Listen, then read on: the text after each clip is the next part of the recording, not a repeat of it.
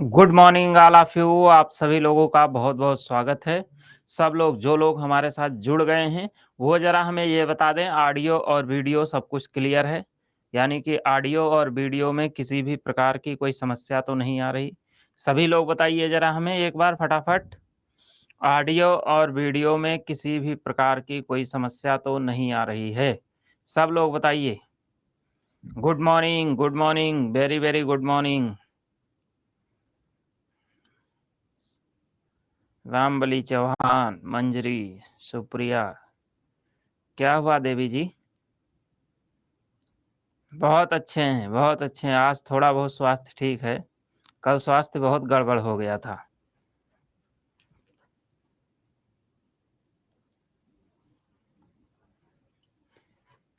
Good morning. ठीक हैं, थोड़ा बहुत सुधार है। 100% तो नहीं कह सकते, लेकिन हाँ, थोड़ा बहुत ज़रूर सुधार आ गया है, तभी मैं अवेलेबल हूँ।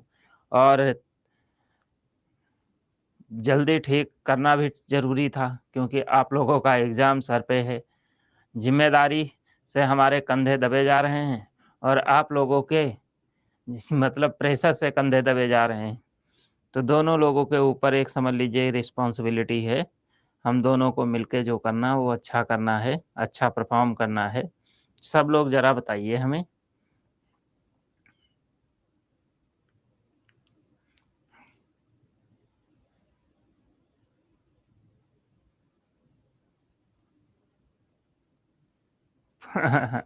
चलिए, बताइए भई, सब लोगों को बिल्कुल क्लियर है? किसी भी प्रकार की कोई असुविधा तो नहीं है? बताओ भई, फटाफट सब लोग बताइए। किसी भी प्रकार का कोई असुविधा तो नहीं हो रहा है क्लास में? यानी कि कोई चीज़ ऐसी हो जो आपको ऑडियो नहीं आ रहा हो, वीडियो नहीं आ रहा हो, इस प्रकार की।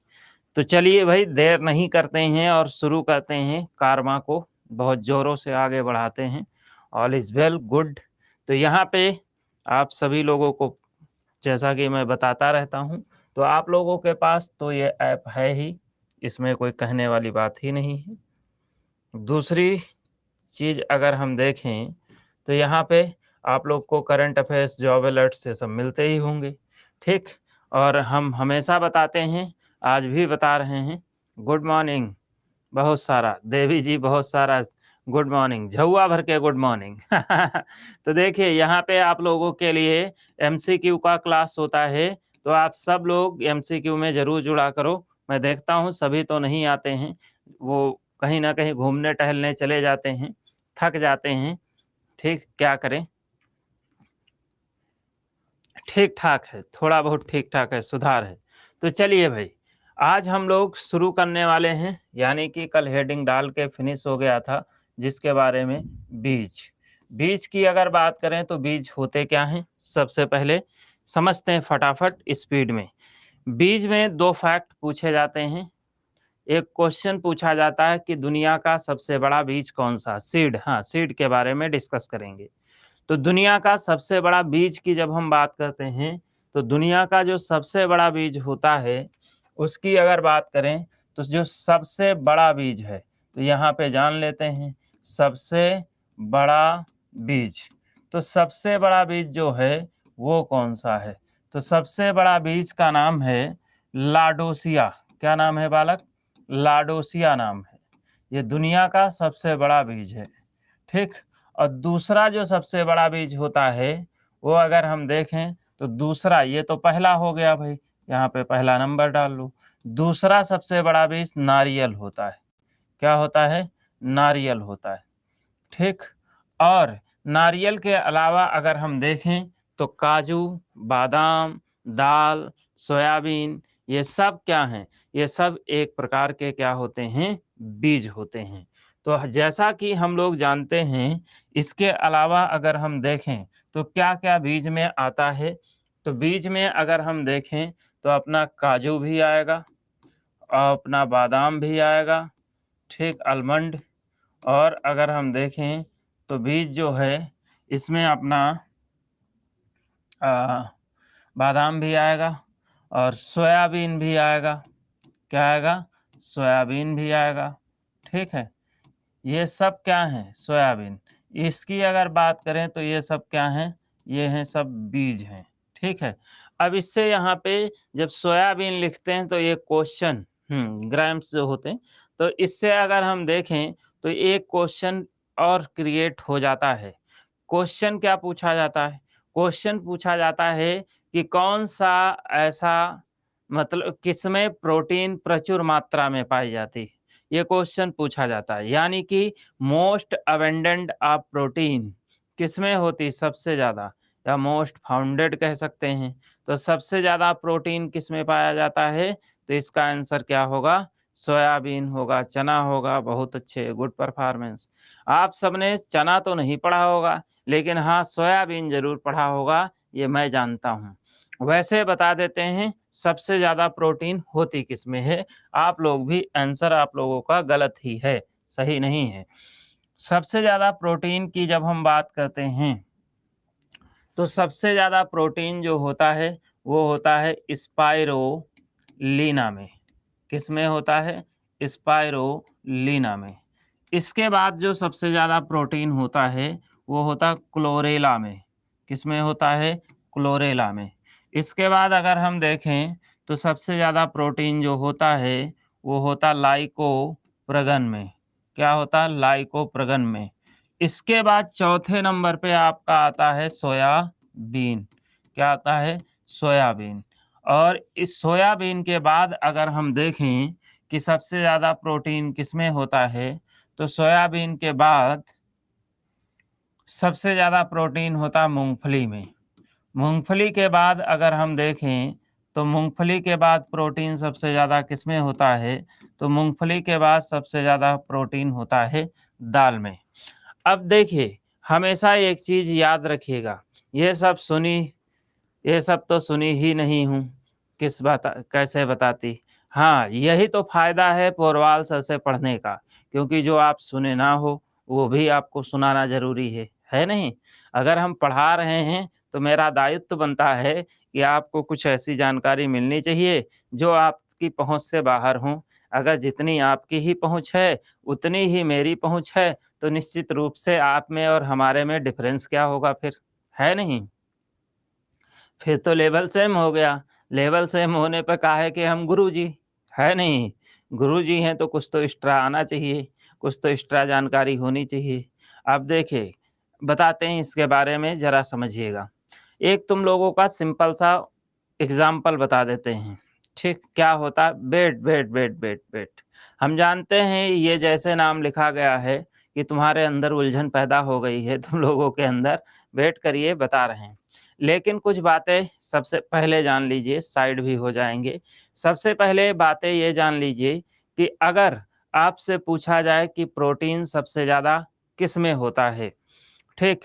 तो हमेशा याद रखिएगा, जिसमें आपको खाने में मज़ा आए, उसमें तो बिल्कुल कोई भी चीज़ आप खाते हो, अगर वो खाने में टेस्टी लग रहा है, तो समझो उस न्यूट्रिशन के बैड क्या कहते हैं सोर्सेस हैं, उनमें न्यूट्रिशन ना के बराबर है। जैसे देवियों को सबसे ज़्यादा क्या पसंद है? मोमोज़ पसंद है, पिज़्ज़ा पसंद है। ये सब खाते हो, नहीं खाते हो? जैसे मोमोज़ हो गया, पिज़्ज़ा हो गया, ये सब देवियों को ज़्यादा पसंद होता है। लड़कों के नसीब में ये सब कहाँ है? लड़के बेचारे कभी खिलाने के चक्कर में खा लिए अलग बात है। आज तक हमने किसी लड़के को अकेले बैठे पिज़्ज़ा खाते नहीं देखा है, ठीक? हाँ, तो वो खिलाने के चक्कर में कभी खा लिए हों तो अलग बात है। वैसे उनके नसीब में ये सब चीज़ें ज़्यादा है नहीं। हाँ, फुचका है जैसे क्या कहते हैं, गोलगप्पा जिसको कहा जाता है। हुँ। तो देखिए सही बोले सर, हम सही बोलते हैं। देखिए तो कहने का मतलब क्या है, अब ये चीज़ें बहुत स्वादिष्ट लगती हैं, लेकिन इसमें एक्चुअल में कोई भी न्यूट्रिशन नहीं होता है। पहली चीज़ जो चीज़ ओवन में बन जाती है, ये हम फिज़िक्स में बताए थे तुम लोगों को, जो माइक्रोवेव में बनाया जाता है, उसके तो न्यूट्रिशन ऐसे ही उड़ जाते हैं। दूसरी सबसे ख़ास बात हाँ, सर मोमो और पिज़्ज़ा में भी प्रोटीन मिलता है। सही कह रहे हो। अब मंगल पे कोई पिज़्ज़ा बनता हो तो मैं उसकी जानकारी नहीं दे सकता। बाकी क्या कहते हैं धरती पे जितने पिज़्ज़ा और मोमो बनते हैं उसमें कोई प्रोटीन नहीं होता है। अगर उसमें देखें क्या हो सकता है तो उसमें केवल और केवल फैट हो सकता है। जो आप चीज़ खाते हो, चीज़ प्योर फैट ही होता है, वो भी बहुत बैड फैट होता है, वो कैंसरजेनिक फैट होता है। अगर क्या कहें, उससे कैंसर होने के खतरे सबसे ज़्यादा होते हैं, ये भी जान लीजिए। चीज़ बनाया ही फैट से जाता है। 250 ग्राम चीज़ को बनाने के लिए 250 ग्राम रिफाइंड तेल का यूज़ किया जाता है, तब चीज़ तैयार होती है। समझे? तो उसमें फैट होता है, वो भी बैड फैट होता है। रिफाइन तो वैसे नहीं खाना चाहिए, रिफाइन भी कैंसरजेनिक होता है। अब हम ये बताएँगे बायोलॉजी में, अभी जूलॉजी आ जाएगी आज ही, तो हम बताएँगे क्यों वो कैंसरजेनिक होता। पहले यहाँ आइए, जैसे एक एग्ज़ाम्पल हम सटीक सा एग्ज़ाम्पल लेते हैं, दाल से उठा लेते हैं, जो सबके डेली लाइफ़ में शामिल होती है। सबसे ज़्यादा कौन-सी दाल खाने में पसंद करते हो? ईमानदारी से बताइएगा। सबसे ज़्यादा कौन-सी दाल खाने में अच्छी लगती है या आप लोग पसंद करते हो? सभी लोग बताइए। चना, मूँग की दाल, चना, मसूर, मिक्स चना, मसूर। देखो, अगर हम देखें, आप लोग बता रहे हैं, अगर हम देखें तो सबसे ज़्यादा दाल जो पसंद की जाती है, वो फर्स्ट प्रायोरिटी पे लोगों के होती अरहर की दाल होती, दूसरे प्रायोरिटी पे होती चने की दाल, ठीक है? जो अरहर और चना होता है, इनमें सबसे कम प्रोटीन अगर पूछा जाए किसमें है, तो जो तुम्हें सबसे ज़्यादा पसंद है वही आंसर लगा दो, अरहर की दाल आंसर सही हो जाएगा। अरहर में सबसे कम क्या कहते हैं, प्रोटीन होती। अब कौन-सी दाल में प्रोटीन ज़्यादा होती? सभी दालों में प्रोटीन ज़्यादा नहीं होती है। 2 दाल ऐसी हैं जिसमें प्रोटीन ज़्यादा होती है। शुरुआत यहाँ से करते हैं। इसमें अगर देखें तो लगभग 75% से अबव प्रोटीन मिलती है। इसमें अगर देखें तो 72% से अबव प्रोटीन मिलती है। इसमें अगर देखें तो 65% प्रोटीन है। इसमें अगर देखें तो 43% प्रोटीन है। इसमें अगर देखें 39% प्रोटीन है। दाल 2 ही हैं, कौन-सी दाल? एक दाल ऐसी है जो मूँग है और दूसरी दाल जो है वो है मसूर। ये 2 दाल ऐसी हैं जिसमें अगर हम देखें तो दोनों में 26% के साथ बराबर प्रोटीन यानी कि पाई जाती है। दोनों में 26% के साथ बराबर प्रोटीन पाई जाती है। दोनों में 26% ही होता है, इससे ज़्यादा नहीं होता है।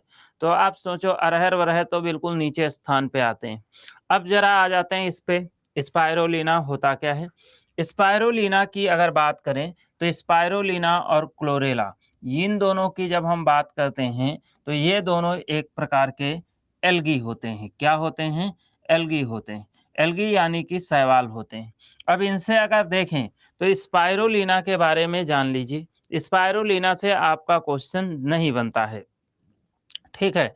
स्पाइरुलिना जो है, ये इतना हैवी लोडेड प्रोटीन होती है कि जो लोग जिम वगैरह करते हैं, उनके सप्लीमेंट तैयार किए जाते हैं इससे। और दूसरी चीज़, जिनको प्रोटीन की अति कमी होती है, जैसे किसी को क्वाशरकोर जैसी समस्या हो गई है, ठीक है? मैरेस्मस जैसी समस्या हो गई, तो ऐसे लोगों के लिए स्पाइरुलिना की डायरेक्ट टैबलेट बनाई जाती हैं, जिसमें प्रोटीन सबसे ज़्यादा फाउंड किया जाता है। ठीक, तो उसमें अगर देखें तो उसमें क्या होता है, उसमें क्या डायरेक्ट अगर अगर हम उसकी बात करें, तो उसमें बेसिकली अगर हम देखें तो क्या होता है, तो उसमें जो क्या होता है, तो उसमें सबसे ज़्यादा प्रोटीन ही होता है। मतलब इसकी गोलियाँ बनती हैं, सीधी बात समझो। क्लोरेला का यूज़ किया जाता है खाने के रूप में, लेकिन साधारण आदमी नहीं करता है। क्लोरेला को कौन खाता है, ये भी जान लीजिए। क्लोरेला जो होता है, इसको खाने के रूप में इसके स्पेस क्राफ्टर जो होते हैं, यानी कि जिसको हम कहते हैं अंतरिक्ष यात्री, जो अंतरिक्ष यात्री होते हैं, वो क्या करते हैं, इसको भोजन के रूप में यूज़ करते हैं। ये क्वेश्चन पूछा गया है सीटेट में। ठीक, लाइकोप्रगन ये भी पूछा गया है। लाइकोप्रगन की अगर बात करें तो लाइकोप्रगन क्या होता है? तो लाइकोप्रगन की जब हम बात करते हैं, तो इसको मशरूम कहते हैं। क्या कहते हैं? ये एक प्रकार का मशरूम है। क्या है? मशरूम है, एक प्रकार का मशरूम। मशरूम होते क्या हैं? तो मशरूम कवक होते हैं। क्या होते हैं? कवक होते हैं। इसको हम लोग भोजन के रूप में, आम आदमी भी इसको खाता है, खास आदमी छोड़िए, आम आदमी भी इसको खाता है। सोयाबीन आप सबको पता है, इसके अलावा मूँगफली मूँगफली भी आप लोगों को पता है। मूंगफली की अगर बात करें तो मूंगफली को गरीबों का बादाम कहा जाता है। क्या कहते हैं? गरीबों का बादाम कहते हैं। ठीक। वैसे अगर देखें तो मूंगफली में प्रोटीन भी होती है, मूंगफली में फैट भी खूब होता है। मूंगफली में प्रोटीन के साथ-साथ फैट भी होता है। ये गरीबों का बादाम कहा जाता है इसको, समझे? मूंगफली में जितना मूंगफली का वेट होता है, उसका 1/4 उसमें प्रोटीन होती है। एक आंकड़ा ये भी है, जान लीजिए। यानी कि जितना मूंगफली का वेट है, वेट का 1/4 उसमें प्रोटीन होती। यानी कि अगर आप 100 ग्राम प्रोटीन खाते हो, कितनी?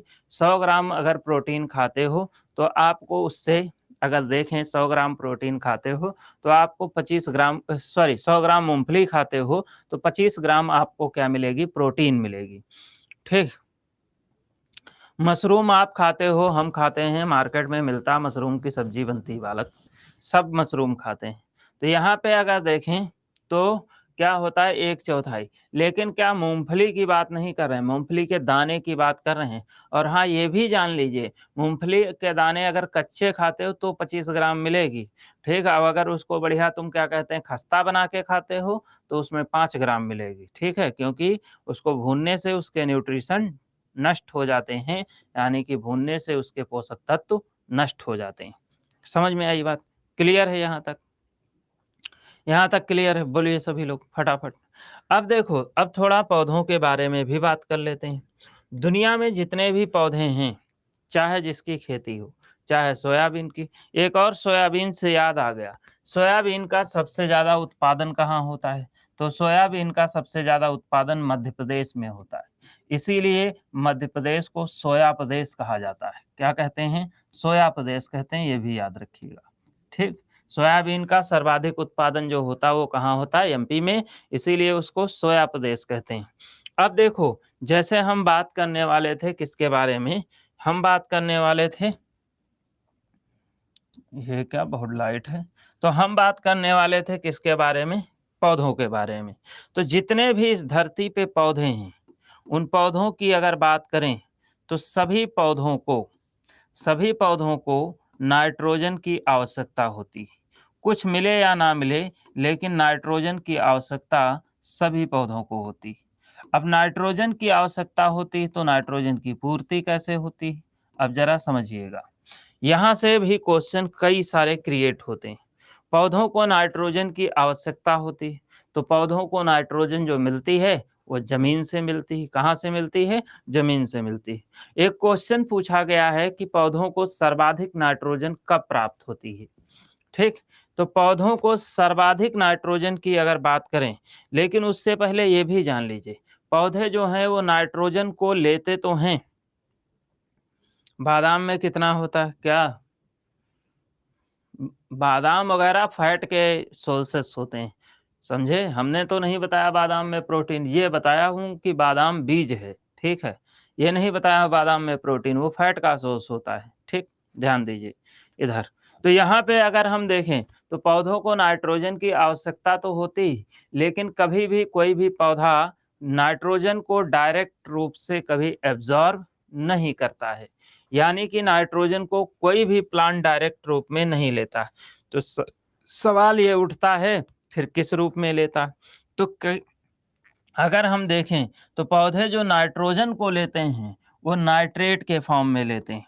यानी कि नाइट्रोजन को तोड़ा जाता है सबसे पहले ज़मीन में, किसमें? नाइट्रेट के फॉर्म में। इसी नाइट्रेट को पौधे क्या करते हैं? एब्ज़ॉर्ब करते हैं। ठीक। नाइट्रोजन को कभी कोई पौधा एब्ज़ॉर्ब नहीं करता है। किसको एब्ज़ॉर्ब करता है? नाइट्रेट को एब्ज़ॉर्ब करता है। अब यहाँ पे ज़रा ध्यान से सुनिएगा। अगर कोई नाइट्रोजन नाइट्रेट में टूटती है, इस क्रिया को कहा जाता है फिक्सेशन ऑफ नाइट्रोजन। हिंदी में कहते हैं नाइट्रोजन का स्थिरीकरण। क्या कहते हैं? नाइट्रोजन का स्थिरीकरण। तो यहाँ से एक क्वेश्चन ये भी पूछा जाता है, नाइट्रोजन का नाइट्रेट में टूटना क्या कहलाता है? तो नाइट्रोजन का नाइट्रेट में टूटना नाइट्रोजन का स्थिरीकरण कहलाता है, यानी कि फिक्सेशन ऑफ नाइट्रोजन। नाइट्रोजन का स्थिरीकरण कहलाता है। तो फिक्सेशन ऑफ नाइट्रोजन क्या कहलाता है? फिक्सेशन ऑफ नाइट्रोजन, नाइट्रोजन का स्थिरीकरण कहलाता है। क्या कहलाता है? नाइट्रोजन का स्थिरीकरण कहलाता है। यहाँ तक बात सबको समझ में आई? सबको क्लियर है? बोलिए, यहाँ तक समझ में आई? नाइट्रोजन का स्थिरीकरण कहलाता है। अब जब नाइट्रोजन का स्थिरीकरण होगा तो सवाल ये उठता, अगर हो रहा है तो ये जमीन के अंदर हो रहा है, तो कोई तो कर ही रहा होगा, कर रहा होगा, नहीं कर रहा होगा। तो दूसरा सवाल दिमाग में ये आता है कि नाइट्रोजन के स्थिरीकरण में कौन भाग लेता है, ये सवाल पूछता है। तो नाइट्रोजन के स्थिरीकरण में कौन भाग लेता है?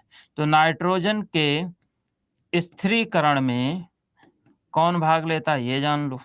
नाइट्रोजन के स्थिरीकरण की अगर हम बात करें, स्थिरीकरण यानी कि फिक्सेशन ऑफ नाइट्रोजन, स्थिरीकरण में कौन भाग लेता है? तो ये जरा ध्यान से सुनिएगा, कई लोग इसमें भाग लेते हैं। एक तो इसमें भाग लेते हैं जमीन के एल्गी भाग लेते हैं। दूसरा अगर हम देखें तो इसमें फंगस भाग लेते हैं, फंगस यानी कि कवक भाग लेते हैं। तीसरा अगर हम देखें तो तीसरा बैक्टीरिया भाग लेते हैं। कौन भाग लेता है? बैक्टीरिया भाग लेते हैं। तो ये इतने लोग ऐसे हैं जो नाइट्रोजन के स्थिरीकरण में भाग लेते हैं। ठीक, यहाँ तक बात समझ में आई सबको? नाइट्रोजन के स्थिरीकरण में भाग लेते हैं। ठीक है, यहाँ तक समझ में आई बात? बोलो, सबको समझ, फटाफट बताइए। नाइट्रोजन का नाइट्रेट में टूटना नाइट्रोजन का स्थिरीकरण कहलाता है, और नाइट्रोजन के स्थिरीकरण में 3 लोग भाग लेते हैं। पहला है एल्गी यानी कि शैवाल, दूसरा है फंगस यानी कि कवक, और तीसरा है बैक्टीरिया यानी कि जीवाणु। यहाँ तक क्लियर है सबको? बोलिए सब लोग जरा फटाफट। अब देखिए, किसी को कोई डाउट हो तो पूछ लिया करिए, ठीक है? अब चलिए देखते हैं, इसके बाद आते हैं। इसके बाद अगर बात करें तो कौन से एल्गी भाग लेते हैं, इस पे भी विचार होगा, और कौन से फंगस भाग लेते हैं, इस पे भी विचार होगा। तो सबसे पहले हम जो एल्गी पार्टिसिपेट करते हैं उसके बारे में डिस्कस करते हैं। तो एल्गी यानी कि हिंदी में इसको हम लोग कहते हैं शैवाल। कौन से यानी कि शैवाल ऐसे हैं, उनका नाम क्या है, जो नाइट्रोजन के स्थिरीकरण में भाग लेते हैं? ठीक, तो यहाँ पे पहला जो आपसे पूछा जाता है वो है ब्लू ग्रीन एल्गी, नीले हरे शैवाल। याद रखिएगा, एक ये हो गया। दूसरा जो होता है वो होता है स्पाइरोगाइरा। क्या होता है? स्पाइरोगाइरा। ये शैवालों के नाम हैं। क्या है बच्चा? शैवालों के नाम है। वो कोई कह रहा बैक स्लाइड, लो भाई बैक कर दिया स्लाइड, और हम भी थोड़ा किनारे हो गए हैं। देख लो भाई, क्योंकि पूरी स्लाइड भरी हुई। देखो भाई सभी लोग फटाफट, हो गया देवी जी?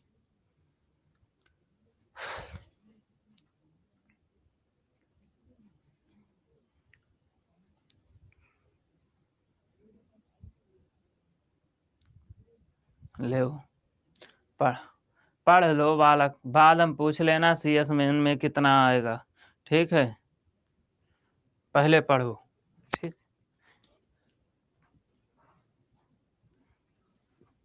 कम से कम 10 आपके वही 8 से 10 क्वेश्चन जरूर रहेंगे, ठीक। तो यहाँ पे एल्गी 10 बार ये बात बताया हूँ भाई। तो यहाँ पे अगर देखें तो blue green algae, spirulina, spirogyra, ये आपके ऐसे शैवाल हैं। और हाँ, इसके अलावा देखो, इसके अलावा जो आते हैं वो आते हैं नॉस्टॉक एनाविना, नॉस्टॉक एनाविना, ठीक, ये भी आते हैं, ठीक है। ये एक ही है बाबू, ठीक। तो ये इतने शैवाल ऐसे हैं जो किस में भाग लेते हैं? नाइट्रोजन के फिक्सेशन में, यानी कि नाइट्रोजन को किस में बदलते हैं? नाइट्रेट में बदलते हैं। तो नाइट्रोजन को नाइट्रेट में बदलना क्या कहलाता है?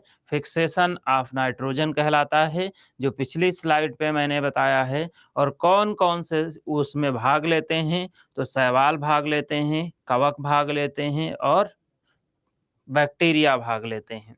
ठीक, तो यहाँ पे हिंदी में देवी जी इनका नाम है। नाम हिंदी इंग्लिश सेम होता है। इसको ब्लू ग्रीन एल्गी को केवल नीले हरे शैवाल कहा जाता है। स्पायरोगायरा को स्पायरोगायरा ही कहते हैं। नास्टाक एनाबीना को नास्टाक एनाबीना ही कहा जाता है। ठीक, ये बाबू क्या हैं? नाम हैं, समझे? तो नाम किसी का भी भाषा बदलने से नहीं बदलता है। ठीक, बैक्टीरिया भाग लेते हैं, ये लिखा है।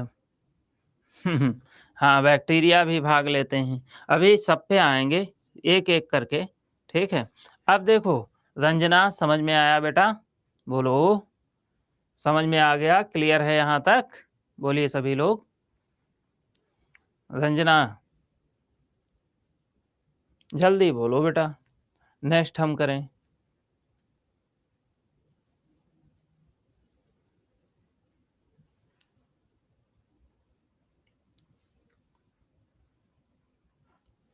एना बीना हिंदी में लिख दीजिए। अच्छा, एना बीना, ये समझो दोनों सगी सहेली थी।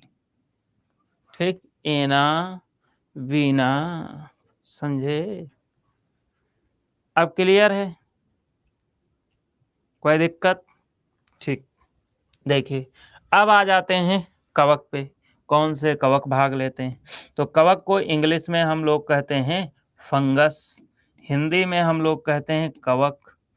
ठीक, जरा नाम है तो हिंदी इंग्लिश वाले जरा मेहनत कर लें। ठीक है, क्योंकि ये हिंदी वालों को ज़्यादा समस्या होती है, नाम में कोई चेंजेस नहीं होते। एक कवक है जिसका नाम है रोडोडेनेड्रोन, ये नाइट्रोजन के फिक्सेशन में भाग लेता है, रोडोडेनेड्रोन।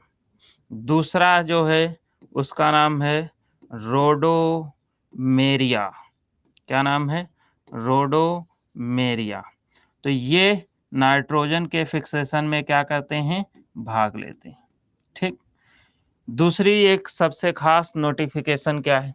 ये अगर आप याद नहीं कर पाते हैं कोई बात नहीं, यहाँ से आज तक क्वेश्चन नहीं आया है, लेकिन इनसे जरूर क्वेश्चन पूछा गया है। ऊपर वाले याद हों भी, गारंटी से, तभी काम चलेगा। मॉक में चल रही 12 बजे से होती। क्या मॉक में चल रही? तीसरे नंबर पे आते हैं। तीसरे नंबर पे कौन है भाई? तो तीसरे नंबर पे आते हैं कौन? एल्गी हो गए, कवक हो गए। अब आते हैं बैक्टीरिया। बैक्टीरिया की अगर हम बात करें तो कौन से बैक्टीरिया? बैक्टीरिया को हिंदी में जीवाणु कहा जाता है। क्या कहते हैं? जीवाणु कहते हैं। कौन से बैक्टीरिया पार्टिसिपेट करते हैं? बहुत क्वेश्चन इससे बहुत बार पूछा गया है। तो पहला बैक्टीरिया हिंदी में ही लिख दे रहे हैं, क्लॉस्ट्रीडियम। इंग्लिश में भी यही होगा, क्लॉस्ट्रीडियम। ठीक, पहला बैक्टीरिया। दूसरा बैक्टीरिया लिखो, अजेटोबैक्टर, ये भी आपको याद रखना है। ठीक है, अजेटोबैक्टर। ठीक, तीसरा बैक्टीरिया अगर देखें तो तीसरा बैक्टीरिया होता है राइजोबियम। क्या होता है? राइजोबियम। ठीक, ये 3 बैक्टीरिया याद कर लो, 3 से ही क्वेश्चन आ जाएगा। होते तो ज़्यादा हैं, लेकिन क्या कहते हैं, 3 से क्वेश्चन बन जाएगा आपका। अब इसमें एक चीज़ ज़रा ध्यान से सुनिएगा, इसमें जो आपके क्लॉस्ट्रीडियम और अजेटोबैक्टर हैं, इनके लिए ज़रा एक बात ज़रूर विशेष तौर पे याद रखना है। क्या याद रखना? अजेटोबैक्टर, क्लॉस्ट्रीडियम, ये दोनों मिट्टी में या कह सकते हो जमीन में, मिट्टी में या जमीन में मुक्त अवस्था में पाए जाते हैं। मुक्त अवस्था में पाए जाते हैं, इतना याद रखना है। केवल और केवल कौन से? केवल और केवल आपके ठीक है, यानी कि क्लॉस्ट्रिडियम अजेटोबैक्टर। राइजोबियम की अगर हम बात करें तो राइजोबियम जो होता है ये दलहनी फसलों में पाया जाता है। कौन सी फसलों में? दलहनी फसलों में पाया जाता है। दलहनी फसलें कौन सी होती हैं? जो दाल वाली फसलें होती हैं उसी को हम लोग कहते हैं दलहनी फसलें। कौन सी कहते हैं? दलहनी फसलें। बेटा ये क्वेश्चन उत्तर प्रदेश के टेट यानी कि टीचर एलिजिबिलिटी टेस्ट में ये क्वेश्चन आया था यहाँ से, और ये विवादित क्वेश्चन था 2019 में।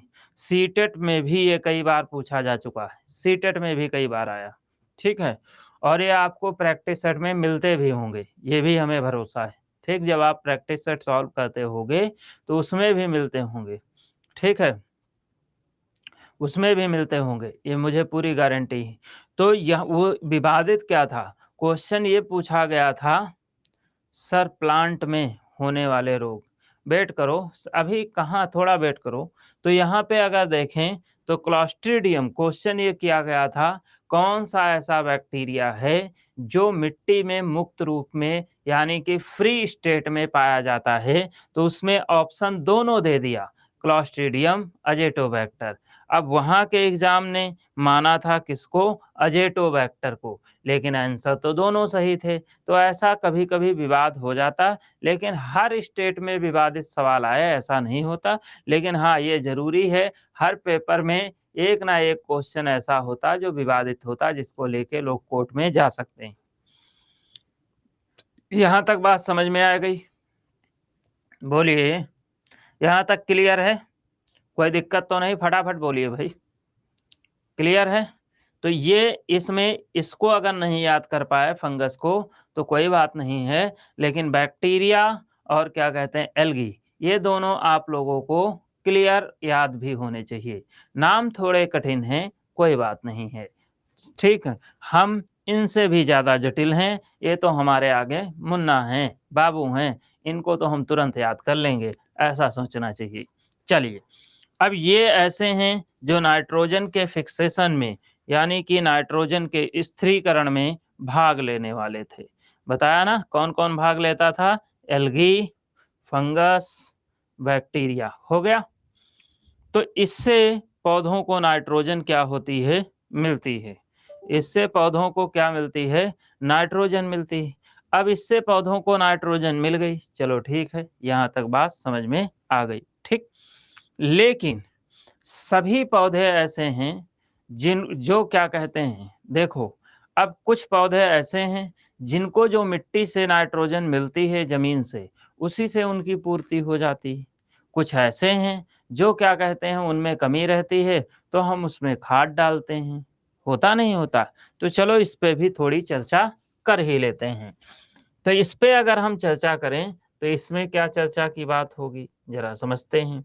तो पहले हम इधर एक लाइन खींच देते हैं ताकि थोड़ा डिवाइडेड लगे। तो यहाँ पे अगर देखें तो यह एक बात हमेशा याद रखिएगा, जितनी भी दलहनी फसलें होती हैं यानी कि कौन सी? Pulse crop. दलहनी फसलें जितनी होती हैं उनमें उनमें क्या होता है? बैक्टीरिया होता है। उनमें बैक्टीरिया होता है, राइजोबियम बताया ना, बैक्टीरिया होते हैं। बैक्टीरिया पाए जाते हैं जो जो नाइट्रोजन का स्थिरीकरण करते हैं, जो नाइट्रोजन का स्थिरीकरण करते हैं। हम अब लिखेंगे नहीं, यही शॉर्ट फॉर्म लिखेंगे, नाइट्रोजन का स्थिरीकरण करते हैं।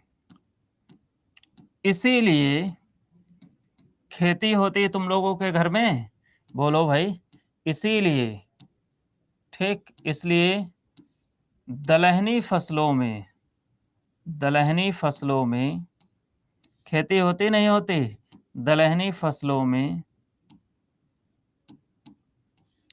किसी भी खाद को डालना नहीं पड़ता है, डालना नहीं पड़ता है। खेती होती है ना तुम लोगों के यहाँ, तो आप लोगों को ये बात पता होगी कि आप मसूर की खेती हो, मसूर अगर बोई गई है तो उसमें कोई खाद नहीं डाली जाती। अगर अरहर बोई गई है उसमें कोई खाद नहीं पड़ती है। कोई मटर बोया है तो मटर में कोई खाद नहीं पड़ती। ज़्यादा से ज़्यादा अगर कुछ पड़ सकता है तो उसमें क्या पड़ता है, उसमें पड़ता है इंसेक्टिसाइड, यानी कि कीटनाशी दवाएँ जो होती हैं वही क्या कहते हैं बहुत ज़्यादा डाल दिया। लेकिन ये नहीं कोई यूरिया डाल रहा है, कोई डीएपी डाल रहा है, इसको डालने की ज़रूरत ही नहीं पड़ती। पड़ती? क्यों? क्योंकि दलहनी फसलों में राइज़ोबियम होता है। यही क्या करता है, इसकी ज़रूरत को पूरा करता रहता है। अब ये तो हो गया क्या? मतलब दलहनी फसल। अब जो ऐसे पौधे हैं जिनमें नाइट्रोजन की ज़रूरत होती। एक क्वेश्चन और पूछता है कि पौधों को सर्वाधिक नाइट्रोजन कब मिलती है? तो ये क्वेश्चन उत्तराखंड टेट में पूछा गया है। ठीक है? तो पौधों को सर्वाधिक नाइट्रोजन, याद रखिएगा, ये क्वेश्चन आ सकता है, बहुत इंपॉर्टेंट। पौधों को सर्वाधिक नाइट्रोजन कब मिलती है? सर्वाधिक नाइट्रोजन, सर्वाधिक नाइट्रोजन बिजली कड़कने पर, बिजली जानते हो, बिजली कड़कती है जो, बिजली कड़कने पर, कड़कने पर, कड़कने पर प्राप्त होती है। कब प्राप्त होती है? बिजली कड़कने पर प्राप्त होती सबसे ज़्यादा। अब सोच रहे होगे बिजली कड़कने पर क्यों? देखो, होता क्या है, जब बिजली कड़कती है तो ज़मीन में जो उपस्थित नाइट्रोजन होती है, वो नाइट्रोजन का स्थिरीकरण बहुत तेज़ होता है। बैक्टीरिया और फंगस जो होते हैं, वो जो सुस्त भी होते हैं, वो भी क्या होते हैं, उस वक़्त एक्टिवेट हो जाते हैं। तो नाइट्रोजन को नाइट्रेट में बदलना शुरू कर देते हैं। यानी कि क्या होता है, बिजली का प्रभाव बैक्टीरिया फंगस पे बुरा पड़ता है, इसलिए वो लोग पोषण के चक्कर में मिट्टी को खाते हैं। तो वो क्या ऐसा नहीं है कि बैठ के ये उनको काम दिया गया वो बदल रहे हैं, वो खाते हैं उसी को तो जब खाने के बाद जो निकलता है वेस्ट उनका, वो सब क्या होता है, नाइट्रोजन। केचुआ में भी सेम प्रोसेस होता है। तो क्या होता है, उस समय सबसे ज़्यादा नाइट्रोजन का स्थिरीकरण होता है।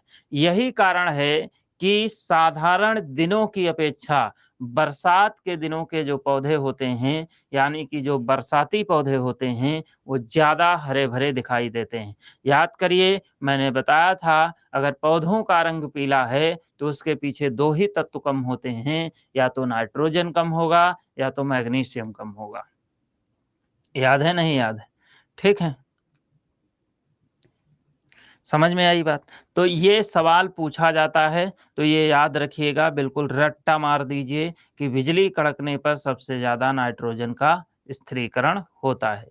यही कारण है बरसात के दिन आते हैं, तो कहीं छप्पर पे उग जाता है, कहीं खप्पर पे उग जाता है, कहीं-कहीं पे भी पेड़ उग जाता है। उगता नहीं उगता? कहीं पे भी पेड़ उग जाते हैं। क्यों? क्योंकि उस समय पौधों को नाइट्रोजन सबसे ज़्यादा मिलती है। समझे? बोलिए, क्लियर है? यहाँ तक क्लियर है भाई? अरे भाई रुपेश बाबू, ज़्यादा क्या कहते हैं ज्ञान ना उलझें, ज़्यादा ज्ञान की उल्टी ना करें, नहीं तो दिक्कत हो जाएगी। जितना बताया जाए उतनी चीज़ों को ध्यान दो। ठीक सर, अगर केचुआ के बारे में पूछा स्थिरीकरण में, तो केचुआ तो करता ही करता है, इसीलिए तो उसको किसान का मित्र कहा जाता है। अब इतना छोटा क्वेश्चन भी बताएँ हम, इतना छोटा तो सबको आता है बाबू, कि नहीं आता है? बोलो, सब कुछ क्लियर। अब देखिए, अब उन पौधों की बात करते हैं जिनमें भैया इन दोनों से नाइट्रोजन की कमी होती, तो क्या करते हैं? ठीक, लिखो। तो अगली अगर बात करें तो नाइट्रोजन की कमी होने पर, नाइट्रोजन की जब कमी होती है, कमी होती क्यों है इसके बारे में पहले दूसरी बात जान लो। हमारे जो भारत की बात करें, ध्यान दो, भारत की मिट्टी में किसकी, अब हम भारत की बात करेंगे क्योंकि भारत में है। भारत की मिट्टी में, ठीक, भारत की मिट्टी में 6:2:1 के अनुपात में अनुपात में एनपीके की कमी है। किसकी कमी है? एनपीके। अब देखो, सबसे ज्यादा नाइट्रोजन ही कम है, दूसरे नंबर पे फास्फोरस कम है, तीसरे नंबर पे क्या कम है? तीसरे नंबर पे पोटेशियम कम है। एनपीके की कमी कमी है, याद रखिएगा। एनपीके जो होता है, ये भी सवाल पूछता है, एनपीके को, ये याद रखिएगा, एनपीके को भारत की मिट्टी का क्रांतिक तत्व कहा जाता है। भारत की मिट्टी का क्रांतिक तत्व कहते हैं। क्रांतिक तत्व का मतलब होता है क्रिटिकल एलिमेंट, क्रांतिक तत्व कहा जाता है।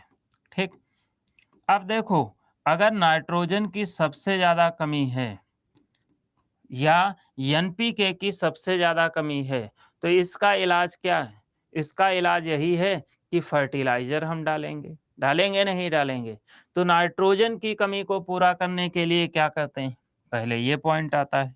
तो नाइट्रोजन की कमी की बात करें तो नाइट्रोजन की कमी को पूरा करने के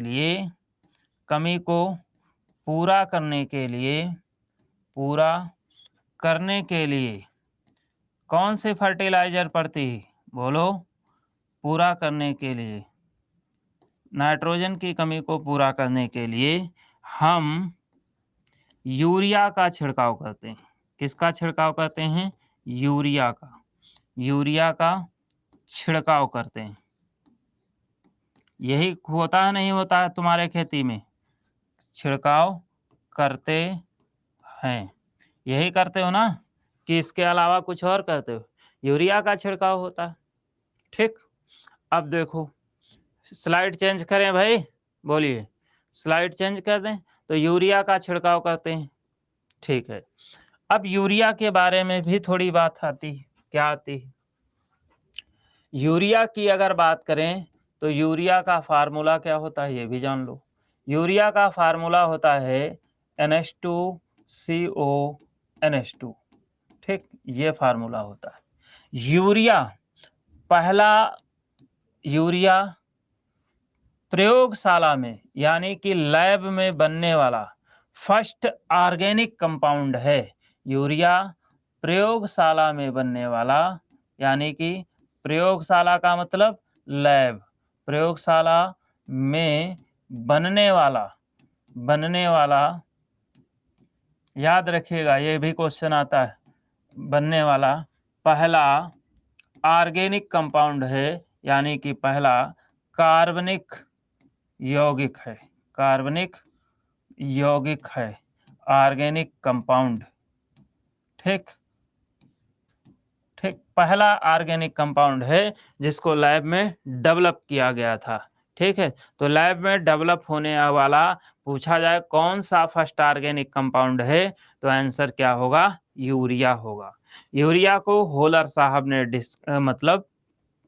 बनाया था, होलर साहब ने बनाया था। ये नहीं पूछा जाता किसने बनाया था, लेकिन जान लो साहब उनकी कोई उपाधि नहीं थी। हम केमिस्ट्री के स्टूडेंट रहे हैं तो थोड़ा मेरे बनता है कि मैं उन्हें रिस्पेक्ट दूं। सर आज के पिछले वाला 2 क्लास रिकॉर्ड नहीं हुआ, कल वाला क्लास तो रिकॉर्डेड होगा। 15 अगस्त का रिकॉर्ड क्या मैं पढ़ाया नहीं तो रिकॉर्ड नहीं। ठीक है। हाँ, देखिए, तो यहाँ पे अगर हम देखें, हाँ तो साइड ही है, तो ये चीज क्लियर है। अब देखो, तो ये तो यूरिया से नाइट्रोजन। दूसरा क्वेश्चन एक पूछता है कि यूरिया में कितने % नाइट्रोजन होती है? तो यूरिया में नाइट्रोजन की बात करें तो 46% होती है। यूरिया के बोरी पर लिखा भी होता है कि कितने % नाइट्रोजन होती है, तो 46% नाइट्रोजन होती है। ठीक, ये बोरी पे लिखा भी होता है। अब देखो, ये तो था नाइट्रोजन की कमी को पूरा करने के लिए। अब जरा पिछले स्लाइड पे आ जाओ। अभी कमी भारत के मिट्टी में किसकी कमी है? भारत की मिट्टी में अगर हम देखें तो भारत की मिट्टी में एनपीके की कमी है। ये रेशियो भी पूछा जाता है तो रेशियो भी बाबू याद रखना है। किसकी कमी है? एनपीके की कमी है। तो एनपीके की कमी को कैसे पूरा किया जाएगा, ये भी सवाल उठता है। तो एनपीके की कमी को पूरा कैसे करेंगे? तो देखो अगला पॉइंट, एनपीके की कमी को पूरा करने के लिए, एनपीके की कमी को पूरा करने के लिए, एनपीके की कमी को पूरा करने के लिए क्या करेंगे भाई? करने के लिए क्या करना पड़ेगा? एक खाद आती है, कौन सी खाद आती है ये भी जानिए। एनपीके एक खाद आती है जिसका नाम ही एनपीके होता है। एनपीके तथा डीएपी, डीएपी का नाम सुने हो नहीं सुने हो? एनपीके तथा डीएपी का छिड़काव करते हैं। यही करना होता है, होता नहीं होता?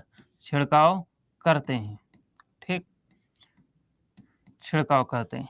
अब यहाँ पे देखो डीएपी का फुल फॉर्म पूछ लेता है। डीएपी का फुल फॉर्म की अगर बात करें तो इसका फुल फॉर्म होता है डाई अमोनियम फास्फेट। क्या फुल फॉर्म होता है? Di ammonium phosphate. इसीलिए जो गांव के किसान होते हैं वो शॉर्ट फॉर्म में कहते हैं भैया डाई है क्या आपके यहाँ? कहते हैं हमने तो अपने यहाँ खाद में डाई को डाला है। अब इतना पूरा नाम तो ले नहीं पाएंगे, ठीक, डाई अमोनियम फास्फेट दे दो, तो कहते हैं डाई दे दो। क्या कहते हैं? डाई दे दो। डाई का मतलब डाई अमोनियम फास्फेट यानी कि डीएपी, ठीक है। डीएपी का फुल फॉर्म लिखा, फिर भी मीरा कुमारी देवी जी पूछ रही डीएपी का फुल फॉर्म क्या होता? Di ammonium phosphate. Sir back slide एक बार फिर से, हाँ बिल्कुल दिखाएंगे, जरूरत भी पड़ेगी। तो ये है बैक स्लाइड, जरा देखिए फटाफट फटाफट जरा देखिए, देखो भाई फटाफट, देख लिया?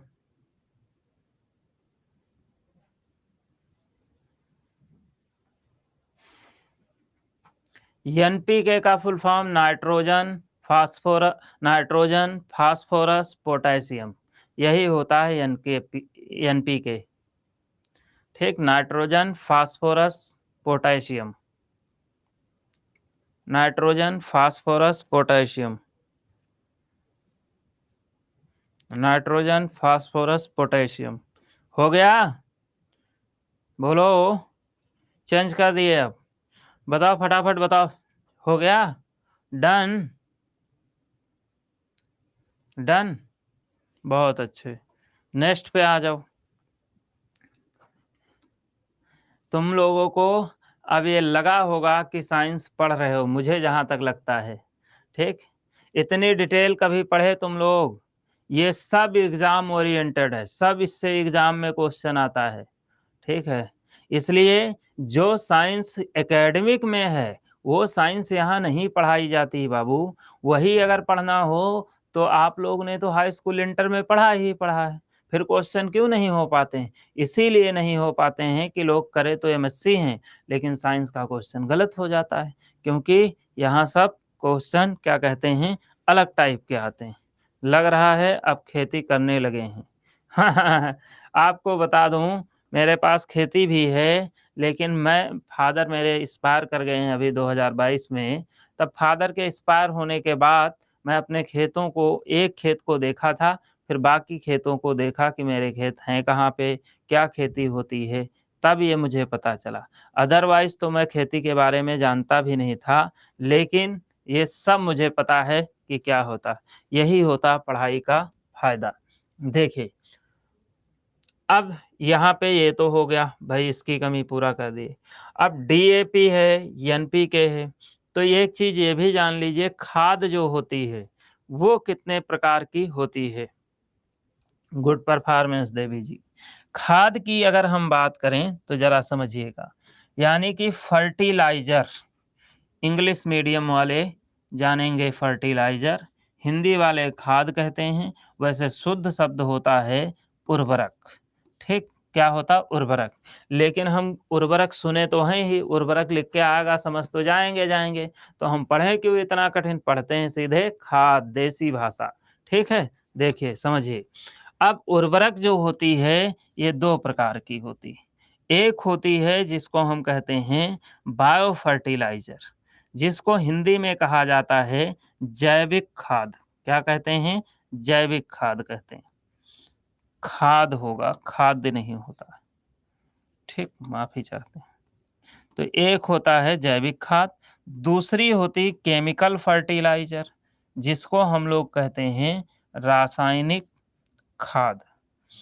अब यहाँ पे ज़रा बार-बार ये गलती हो रही है। रासायनिक खाद। अब ज़रा इसको समझिएगा, ठीक? तुमको बता दूँ, अब क्या बताएँ? हिंदी भी मेरा बहुत तगड़ा है, ठीक है? हिंदी भी बहुत अच्छी मुझे आती है, ठीक है? समझिए। तो इसकी अगर बात करें तो खाद, यानी कि ये जैविक खाद और ये रासायनिक खाद, ठीक? ये हो गई। अब कौन-सी जैविक खाद होती है, कौन-सी रासायनिक खाद होती है, ये जान लीजिए। जैविक खाद के लिए ये कहा जाता है कि जो जैविक खाद होती है, उसके लिए ये कहा जाता है कि ये कंपोस्ट करके बनाई जाती है। कंपोस्ट करने का मतलब है सड़ा-गला के बनाई जाती है। लेकिन ये भाषा तो सबको समझ नहीं आएगी। और जो रासायनिक खाद है वो कहते हैं केमिकल के द्वारा तैयार होती है। ये भाषा सबको समझ नहीं आती।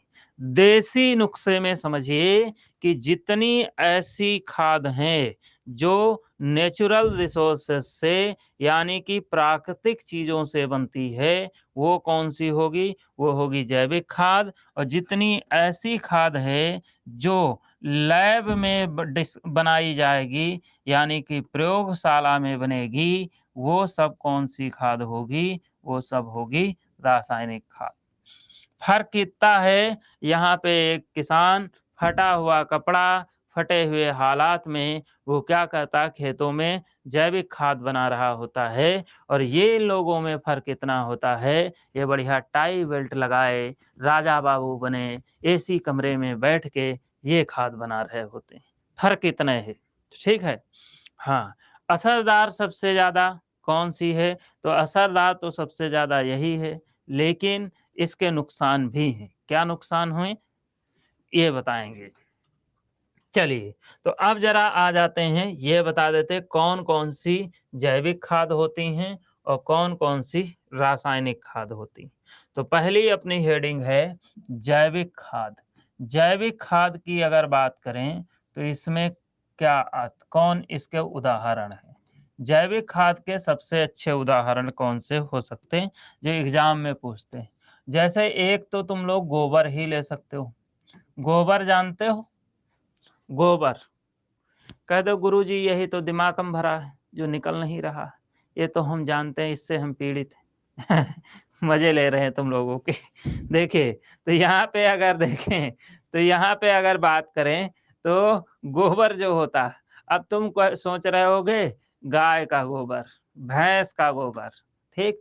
किसी का गोबर हो, गाय का हो, भैंस का हो, आदमी का हो, घोड़े का हो, गधे का हो, सब कंपोस्ट होता है। तो वो गोबर जो है यानी कि जो वेस्ट है वो खाद का ही काम करता है, ठीक है? दूसरी चीज़, इसके अलावा एक होता है ढैंचा। ढैंचा जानते हो? ये क्वेश्चन ऐसे ही पूछा जाता है। इसको याद रखिएगा, आया हुआ क्वेश्चन है सीटेट में। ढैंचा जानते हो? अब आपके यहाँ क्या कहते हैं नहीं पता, लेकिन एग्ज़ाम में यही शब्द लिख के आता है, ठीक है? ढैंचा क्या होता है? ये एक प्रकार के सीड आते हैं, इसके प्लांट होता है। इसको खेत में बोआई कर देते हैं। बोआई करने के बाद हरी-हरी घास जैसे उग जाता है। फिर क्या करते हैं? जुताई कर देते हैं। जुताई करने के बाद केस नलियाँ, जड़ें इसकी टूट जाती हैं, तो ये सूख जाता है। सूख जाने के बाद इसमें पानी भर देते हैं। फिर ये सड़ के कंपोस्ट होके खाद में कन्वर्ट हो जाता है। तो गोबर हो गया, ढैंचा हो गया, ठीक? इसके अलावा जो हमने तुम लोगों को बताया था ब्लू ग्रीन एल्गी, ये भी तो नेचुरल रिसोर्स है बालक, तो ये भी एक प्रकार का जैविक खाद होता है। जैसे हमने आपको बताया था स्पाइरो गायरा, तो ये भी एक प्रकार का जैविक खाद होता है। एक और याद रखना, अजोला। क्या याद रखना है? अजोला। ज़्यादातर जो क्वेश्चन आएगा वो यहाँ इन दोनों से ही पूछा जाता है। हाँ, नॉस्टॉक एनाबीना जो होता है वो भी बच्चा क्या होता है, नॉस्टॉक एनाबीना जो होता है वो भी जैविक खाद ही होता है। ठीक, वो भी जैविक खाद ही होता, क्या होता है, जैविक खाद होता। अरे भाई एना लिख लो भाई, एनाबीना, चलो चिपका दिए थोड़ा सा। ठीक है, तो यहाँ पे अगर देखें, ठीक, अजोला क्या होता है, अजोला एक प्रकार का टेरिडोफाइट प्लांट है, यानी कि ये एक प्रकार का फर्न होता है, क्या होता है, फर्न होता है। ठीक है, तो यहाँ पे इतना याद रखिए, ये एक प्रकार का प्लांट है जो जैविक खेती के रूप में, जैविक खाद के रूप में यूज होता है, इसको भी सड़ा के ही बनाया जाता है। अब आ जाते हैं रासायनिक खाद पे जरा। रासायनिक खाद यानी कि केमिकल फर्टिलाइजर, रासायनिक खाद यानी कि केमिकल फर्टिलाइजर।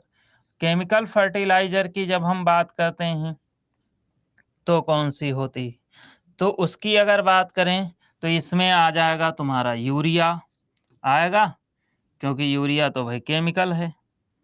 ठीक, यूरिया NH2 CO NH2, नाम ही लिख लो, कोई दिक्कत नहीं। यूरिया है, जैसे एक पोटास आती है, आती नहीं आती, जैसे क्या कहते हैं, एक जिंक आता है, जिंक आता है Zn, जैसे जिंक हिंदी में लिख लो, नहीं तो आर्ट साइड वाले बच्चों को दिक्कत होगी भाई। तो यहाँ पे जिंक आता है, जिंक की अगर बात करें, जिंक हो गया, जैसे NPK अभी आपको बताया, ये भी रासायनिक है, जैसे DAP आपको बताया, ये भी रासायनिक है। तो ये सब क्या है, ये सब रासायनिक खाद हैं। बोलो,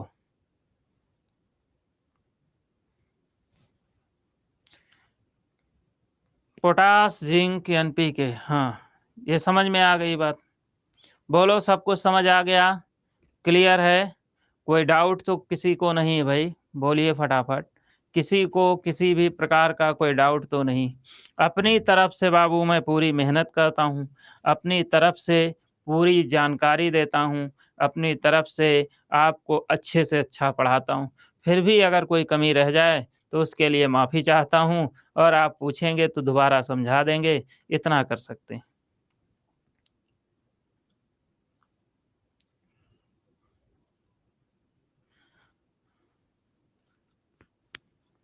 महफूज अहमद, क्या पूछना चाहते हो वही बताओ।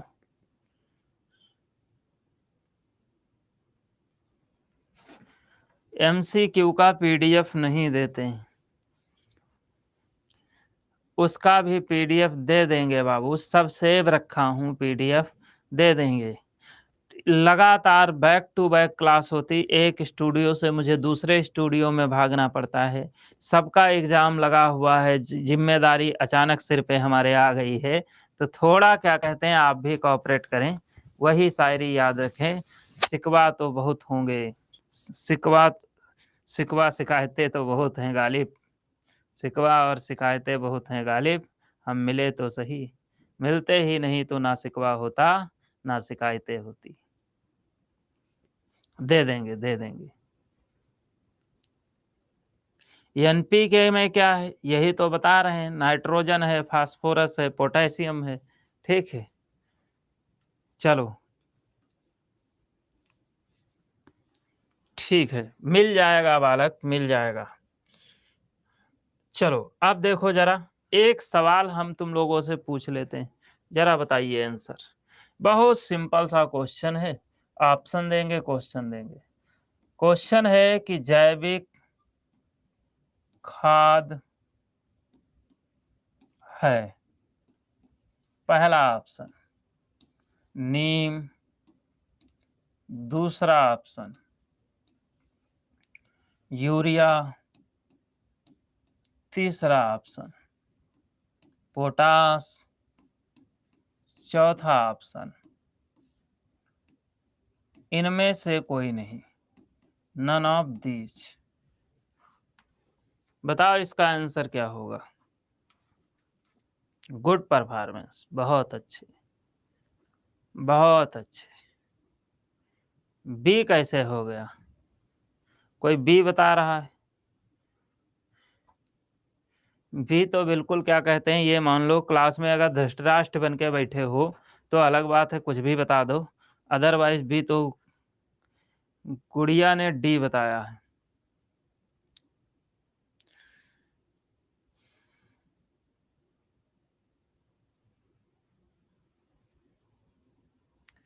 इसमें पूछा गया है जैविक खाद कौन सा है, बायो फर्टिलाइजर। कनिष्का ने भी डी बताया है। ठीक है, समझिए, जितने लोगों का आंसर ए है वो सभी लोग बाबू होते हैं गलत। ठीक, 2 लोगों ने आंसर केवल दिया था डी, यही आंसर होता है सही, यही आंसर होता है सही। इसमें कोई ऐसा नहीं है कि जो जैविक खाद हो। यही धोखा है कि सब कुछ पढ़ लो लेकिन लास्ट में क्वेश्चन गलत ही कर देते हो।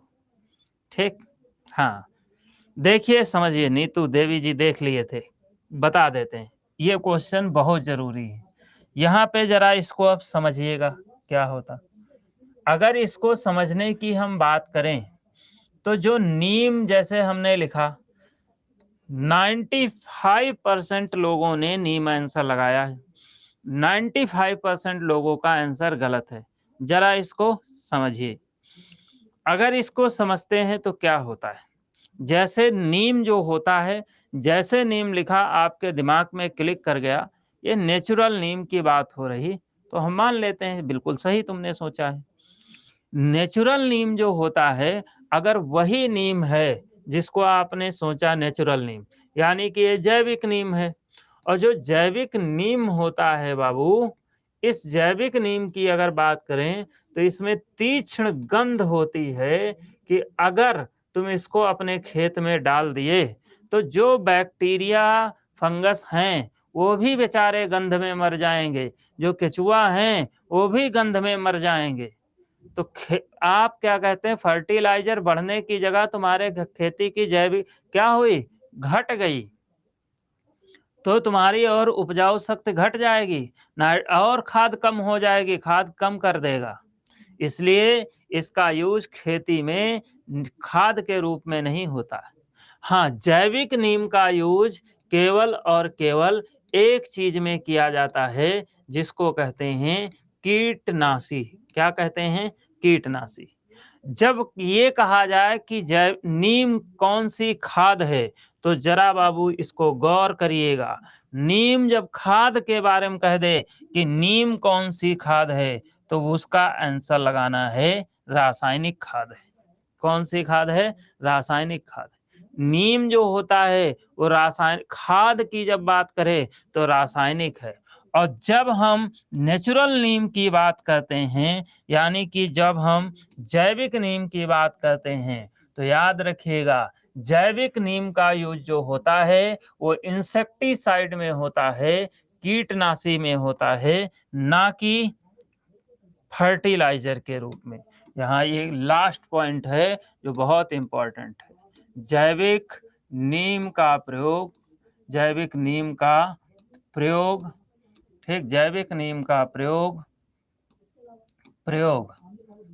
जैविक नीम का प्रयोग कीटनाशी के रूप में, कीटनाशी को इंग्लिश में इंसेक्टिसाइड कहते हैं, कीटनाशी के रूप में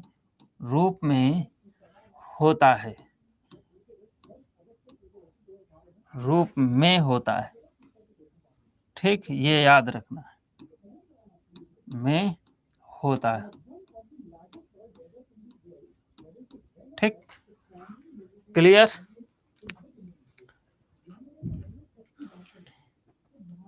इसीलिए हम जानते हैं तुम लोगों को धोखे बहुत खाने पड़ेंगे, तो एग्जाम में तुमको धोखा ना लगे, इसलिए हम ही तुमको यहाँ थोड़ा बहुत धोखा खिला खिला के मजबूत कर रहे हैं, समझे।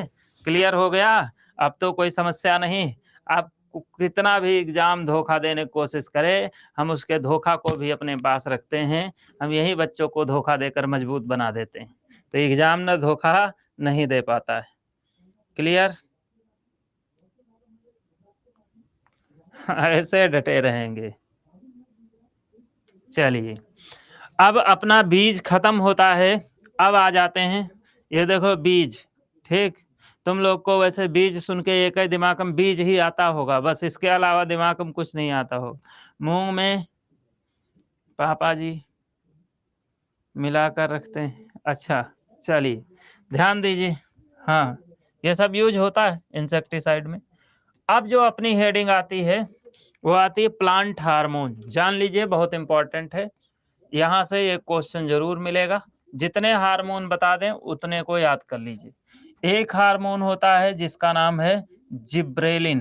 क्या नाम है? जिब्रेलिन। दूसरा हार्मोन होता है जिब्रेलिन। जो है जिब्रेलिन का काम क्या होता है? जिब्रेलिन का काम होता है पौधे की लंबाई को बढ़ाना। क्या काम होता है? लंबाई को बढ़ाना। ये सब पौधे की बात कर रहे हैं तो याद रखिए पौधे की ही बात है, यहाँ पे कोई इंसान की बात नहीं आती, कुत्ता बिल्ली की बात नहीं आती, ठीक। दूसरा जो हार्मोन होता है वो होता ऑक्सिन। क्या होता है? ऑक्सिन। ऑक्सिन जो होता है ये पौधे की चौड़ाई को बढ़ाता है। किसको बढ़ाता है? चौड़ाई को बढ़ाता है, ठीक। चौड़ाई को बढ़ाता है, ठीक। अब देखो इसमें भी तुमको धोखा लग सकता है। धोखा बहुत एक तो शामिल है जिंदगी में। इन धोखा से आदमी बच गया तो समझो तरक्की हो गई उसकी। अब यहाँ पे भी धोखा एक छिपा हुआ है। ये क्वेश्चन नहीं आएगा कि लंबाई को कौन बढ़ाता है। देखिए, किसी भी जीव में जो सजीव हैं उसमें दो प्रकार की वृद्धि होती है, यानी कि दो प्रकार की ग्रोथ होती है। एक ग्रोथ को प्राइमरी ग्रोथ कहा जाता है, दूसरी ग्रोथ को सेकेंडरी ग्रोथ कहा जाता है। प्राइमरी ग्रोथ में लंबाई बढ़ती है और सेकेंडरी ग्रोथ में चौड़ाई बढ़ती है। तो क्वेश्चन क्या आएगा? कहेगा प्राथमिक वृद्धि में कौन सा हार्मोन भाग लेता है? तो प्राथमिक वृद्धि में जब बात करें तो आंसर क्या होगा? तो आंसर होगा क्या? जिब्रेलिन। और अगर आपसे पूछा जाए कि द्वितीयक वृद्धि में सेकेंडरी ग्रोथ में कौन भाग लेता है तो आपका आंसर होगा क्या? ऑक्सिन। समझे? तो ये धोखा हो सकता है। हम लोगों में भी यही होता है, पहले प्राइमरी फिर सेकेंडरी। समझे? हाँ। अब देखिए एक ऑक्सिन का फोटोकॉपी भी आता है। क्या आता है भाई? ध्यान दो। एक आता है 2,4-D ऑक्सिन। ये बहुत इंपॉर्टेंट है, इस वक्त यही ज्यादा ट्रेंड में है, यही पूछा जा रहा है। तो 2,4-D ऑक्सिन याद सब करना है क्योंकि इंपॉर्टेंट ही बता रहे हैं। 2,4-D ऑक्सिन जो है इसका यूज किया जाता है खरपतवार नाशी में। किसमें होता है? खरपतवार नाशी। खरपतवार नाशी को हर्बिसाइड कहा जाता है। क्या कहते हैं? हर्बिसाइड कहा जाता है, इंग्लिश मीडियम वाले, ठीक है। देवी जी देवी हैं, देवता हैं राहुल ठाकुर, ध्यान दीजिए। इसको क्या कहते हैं? हर्बिसाइड कहते हैं। क्या कहते हैं? हर्बिसाइड कहते हैं। धोखा को चोखा बना के खा जा, सही कह रहे हो, गुड परफॉर्मेंस। तो यहाँ पे अगर देखें तो खरपतवार नाशी में इसका यूज होता है हर्बिसाइड। नेक्स्ट अगर हम देखें तो नेक्स्ट कौन सा होता है? नेक्स्ट एक होता है जिसका नाम है एथिलीन। ये तुम लोग बहुत गलत पढ़ते हो, एथिलीन। इसी का कॉमन नेम होता है एसिटिलीन। क्या कॉमन नेम होता है? एसिटिलीन, ठीक है, एसिटिलीन, ठीक। दूसरा एक होता है जिसका नाम है एथेफोन। कभी कभी एथेफोन लिख के आता है, कभी कभी एथेफान लिख के आता है। फोन लिखा हो फान लिखा हो एक ही चीज। एक होता है कैल्शियम कार्बाइड। क्या होता है? कैल्शियम, यार हिंदी में नहीं लिख मिलेगा ये, ठीक। हर चीज हिंदी में नहीं पॉसिबल हो पाती। Calcium carbide. क्या होता है? Calcium carbide. अब यहाँ पे समझो, ये तीन चीजें हैं, तीनों चीजों का यूज होता किसमें? ये तीनों ऐसे हार्मोन हैं जिसका यूज फलों को पकाने में होता। फलों को पकाने में। ये भी बहुत इंपॉर्टेंट है। फ्रूट रिपेनिंग में इसका यूज किया जाता है, फलों को पकाने में यूज होता है। बहुत इंपॉर्टेंट है, याद रखना है सबको। C2H2 बिल्कुल सही बात। नेक्स्ट आते हैं, नेक्स्ट की अगर बात करें तो ऑक्सीजन हो गया, 2,4 डीऑक्सिन, एथिलीन, एसिटिलीन, एथेफोन, कैल्शियम कार्बाइड, ये हो गया। इसके अलावा आप याद रखिएगा फ्लोरोजिन, फ्लोरोजिन ये फूलों को लाने का काम करता है या फूलों को खिलाने का काम करता है। लिख लो, फूलों को खिलाने का काम करता है। फूल खिलना जानते हो, खिलाने में भाग लेता, फूलों को खिलाने में सहायता करता है। ठीक, फ्लोरोजिन। और इसके अलावा अगर हम देखें, ठीक, तो एक यहाँ पे भी इम्पोर्टेंट है, याद रखिएगा, ऑक्सीटोसिन। ऑक्सीटोसिन जो होता है ये फलों को, फलों कामा सब्जियों, सब्जियों के आकार को बढ़ाने में, के आकार को बढ़ाने में सहायता करता है। ये ऐसा नहीं है, ध्यान दो बच्चा, ये नेचुरल नहीं होता है, ये सिंथेटिक होता है। ये पता चले इतनी बड़ी लौकी आई, रात में गया, इंजेक्शन दिया किसान, सुबह फूल के इतनी बड़ी हो गई, रातों रात बढ़ती है। सर खरपतवार नाशी में क्या है? खरपतवार नाशी में क्या, खरपतवार नाशी नहीं जानते हो? लंदन से आए हो, हम इंग्लिश भी इसकी बोले थे, इंदु कुमारी देवी जी। खरपतवार नहीं जानती हो, घास फूस उग जाता है, इसीलिए तो गुस्सा आता है कि तुम लोग जब बोलते हैं तो सुनते नहीं हो, हम इसलिए परेशान हो जाते हैं। हर्बिसाइड इंग्लिश में कहा जाता है खरपतवार। जब कोई फसल बोते हो तो उसमें घास फूस निकल आती। चलो एक खरपतवार भी बता देते हैं, इससे क्वेश्चन भी पूछा जाता है। एक रबी की फसल होती है, रबी की फसल जानते हो कि ये भी नहीं जानते हो बालक? रबी की फसल जानते हो? जो ठंडियों में बोई जाती, वेट, हाँ गेहूं, ये तो पता है। बोलो इंदु बेटा बोलो, आपसे पूछ रहा हूँ, रबी की फसल जानते हो? क्योंकि किसी का, और मेरी बात का कोई लोग बुरा ना माना करो, ठीक है? थोड़ा क्या है, इस वक्त तबीयत भी खराब, तो और थोड़ा इरिटेशन होता है, ठीक है? और थोड़ा क्या कहते हैं, हम अगर डांटते हैं, कोई बात कहते हैं तो बुरा ना मानना, ये मेरा हक बनता मुझे लगता है। और जिस दिन से बुरा मान जाओगे मैं बोलना बंद कर दूंगा। मैं कौन होता हूँ बोलने वाला? मैं पढ़ाने आया हूँ, पढ़ा के चला जाऊंगा, समझ रहे हो? आपको कुछ मैं समझता हूँ कि आप अपने जैसे, हम लोग एक परिवार की तरह हो जाते हैं इतने समय से जब जुड़ते हैं, ठीक? तो मुझे लगता है कि चलो,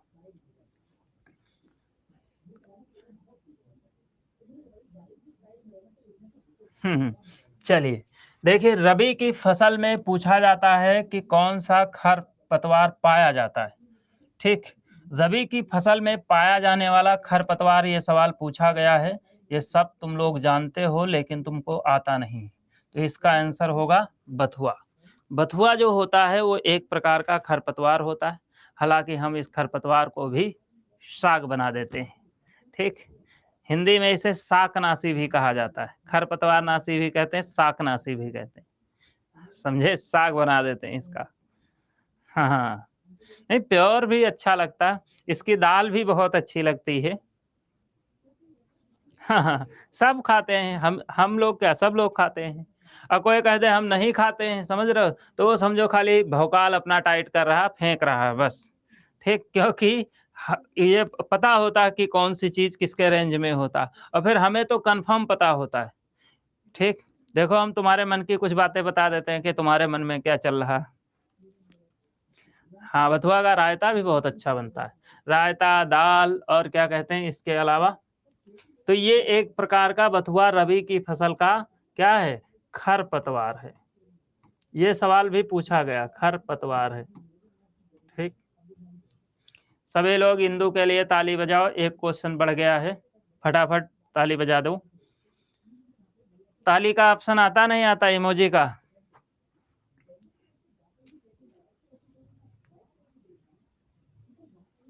क्लैपिंग नहीं होती है। चलो, साउंड नहीं आ रहा, साउंड नहीं आ रहा, किसको किसको साउंड आ तो रहा है क्लैपिंग का ऑप्शन? Good performance.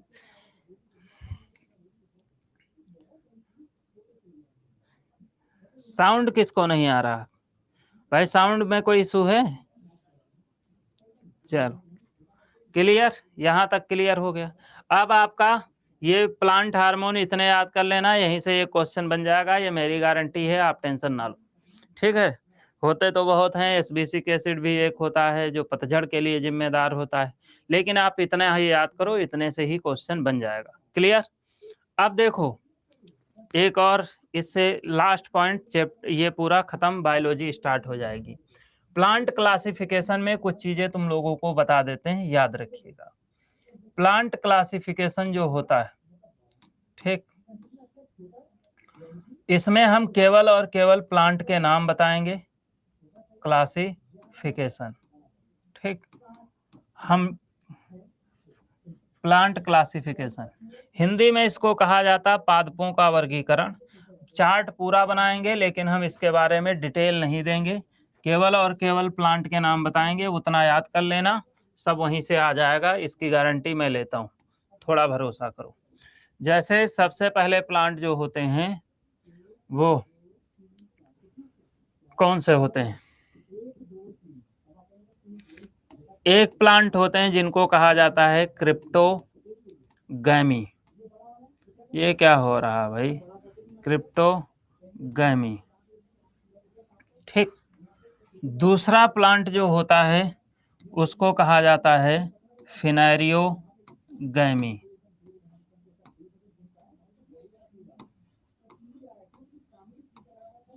ठीक, देखो हिंदी में तुम लोग भी कहोगे, हिंदी में भी बताओ सर।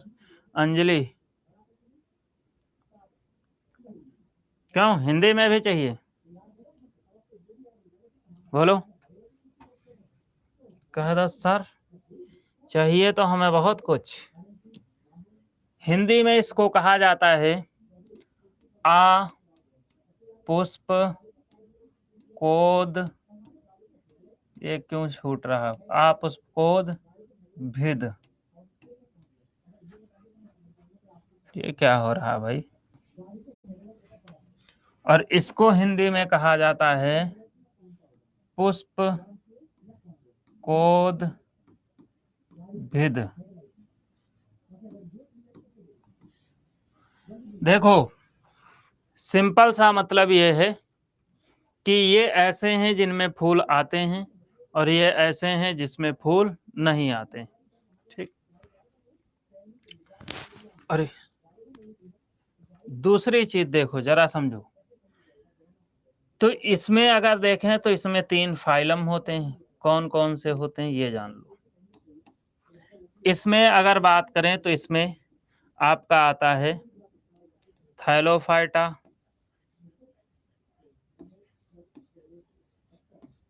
दूसरा आपका आता है ब्रायोफाइटा,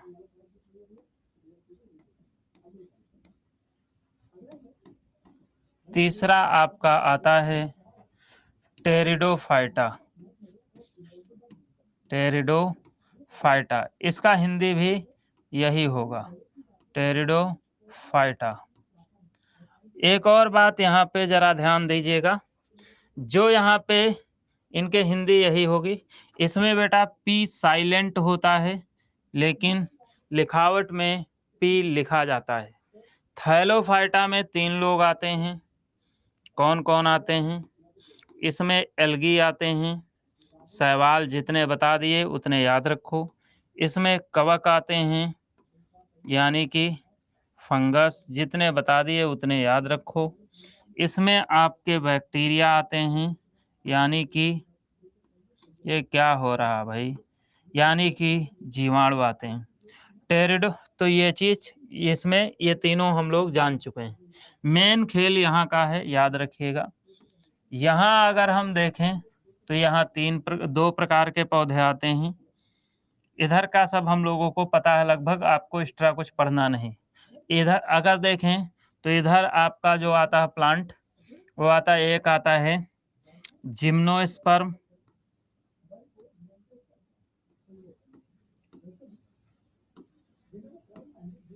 और इधर जो आता है वो आता है एंजियोस्पर्म। मूड खराब हो रहा है, ये मार्कर क्यों छोड़ दे रहा है? ठीक है, फिर राइटिंग गलत हो जाती।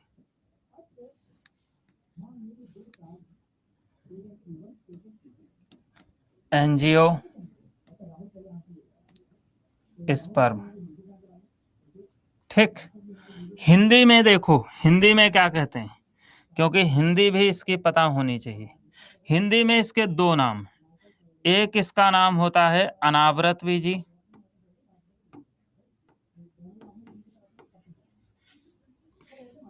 दूसरा इसका नाम होता है नग्न बीजी।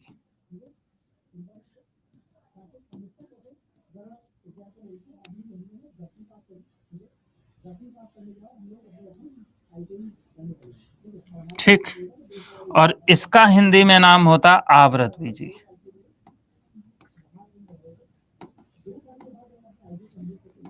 जरा ध्यान दीजिएगा, यहां जो है गर्मी है, मार्कर को नीड है ग्लूकोज की। Marker saying stop writing, take your rest. बिल्कुल सही कह रहे हो, लेकिन इरिटेट होने लगता है। देखो बेटा, इधर हमने जो आपके इंपॉर्टेंट बैक्टीरिया थे, फंगस थे, प्लांट से रिलेटेड की बात कर रहे हैं, जो कि ये सब हमने बता दिया है, ठीक है। तो ज़्यादा इधर दिमाग लगाने की ज़रूरत नहीं, एक्स्ट्रा नॉलेज की। अभी हमें बहुत सारी चीज़ें हैं, अगर अभी हम पढ़ाना शुरू कर दें तो एल्गी ही पता चले 3 दिन तक पढ़ाते रहें, फंगस ही 4 दिन तक चलता रहेगा। डिटेल तो बहुत है, किसी पे आप पीएचडी कर लो, कोई दिक्कत नहीं, लेकिन अभी पीएचडी का समय नहीं, अभी क्वेश्चन का समय है। देखो इन दोनों में फ़र्क क्या है, इन दोनों में फ़र्क, जो फूल वाले पौधे होते हैं इनकी संख्या इस धरती पे सबसे ज़्यादा है, पहली चीज़। अब आप सोचो, थोड़ा कभी-कभी लॉजिक लगा दिया करो कि इनकी संख्या ज़्यादा क्यों है, ये बात कर लेते हैं। आप सोचो, आपके घर में गमले आपने रखे होंगे, आपसे हम पूछें कि मान लीजिए आपको गमले रखने हैं, 10 गमले रखने हैं घर में, तो कितने ऐसे पौधे वाले गमले रखोगे जिसमें फूल आते हैं, कितने ऐसे रखोगे जिसमें फूल नहीं आते?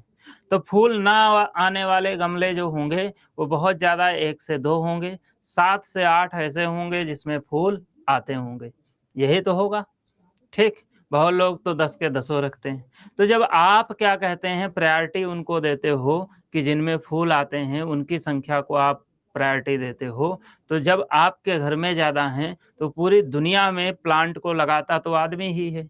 तो सबसे ज़्यादा धरती पे जो पौधे होंगे वो वही होंगे जिनमें फूल आते होंगे।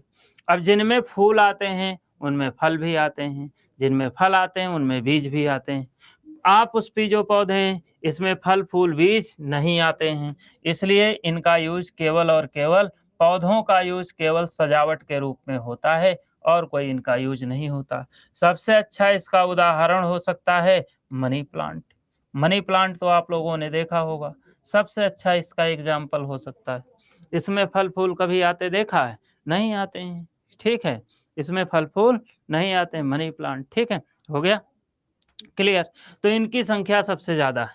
अब ये 2 प्रकार के पौधे होते हैं, एक होते हैं जिम्नोस्पर्म, दूसरे होते हैं एंजियोस्पर्म। हिंदी में इसको कहा जाता है आवृतबीजी, दूसरा नाम है नग्नबीजी, और एंजियोस्पर्म को कहा जाता है आवृतबीजी। ये कौन से? अनावृतबीजी और नग्नबीजी। देखिए, अनावृतबीजी से तो आप समझ नहीं पाएँगे, लेकिन नग्नबीजी से आप समझ जाएँगे। क्या समझ जाएँगे? ज़रा समझिएगा।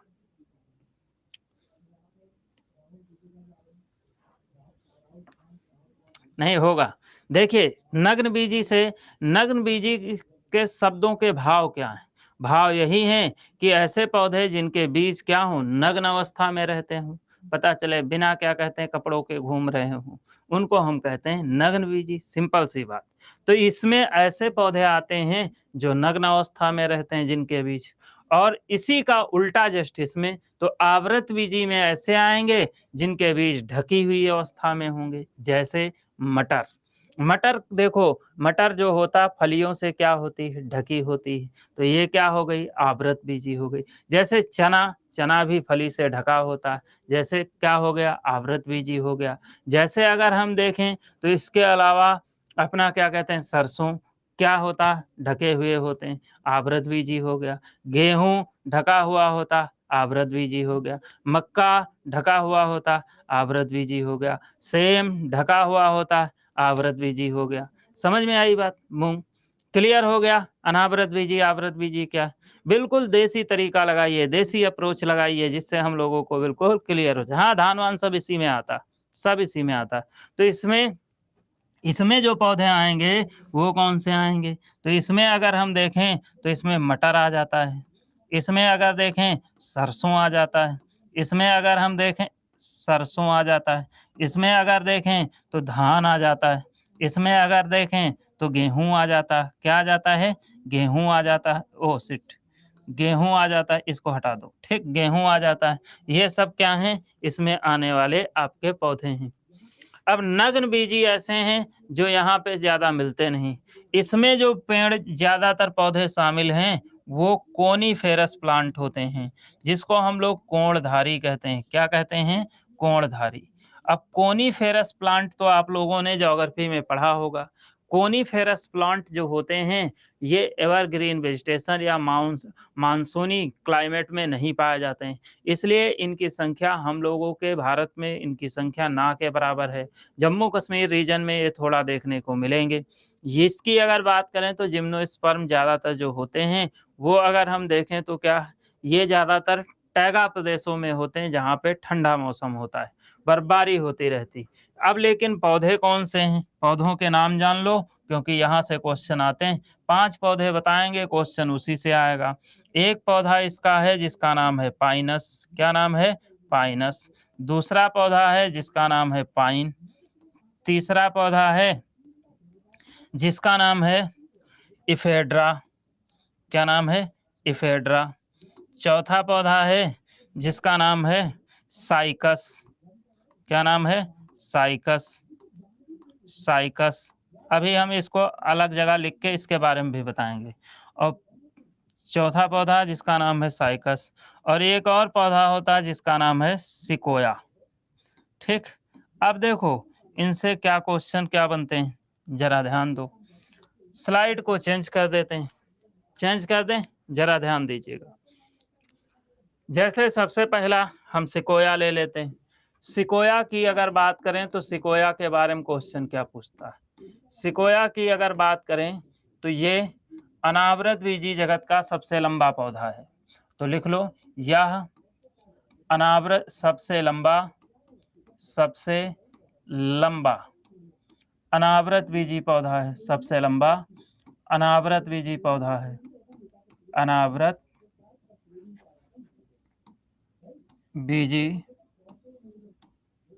पौधा है। सबसे लंबा अनावृतबीजी पौधा है। ठीक हो गया। दूसरा अगर हम देखें, ओह शिट, अब पौधा दूसरा आएगा। अब जैसे हमने बताया था साइकस, बताया था साइकस क्या होता है, साइकस का यूज क्या होता है, यूज इसके पूछे जाते हैं। साइकस की अगर बात करें तो साइकस के देखो, इसके स्टार्च से, इसके स्टार्च मंड को कहा जाता है। हिंदी में स्टार्च को मंड कहते हैं। क्या कहते हैं? मंड। क्या होता है अभी बताते हैं। स्टार्च, इसके स्टार्च यानी कि मंड से, सागो यानी कि साबूदाना,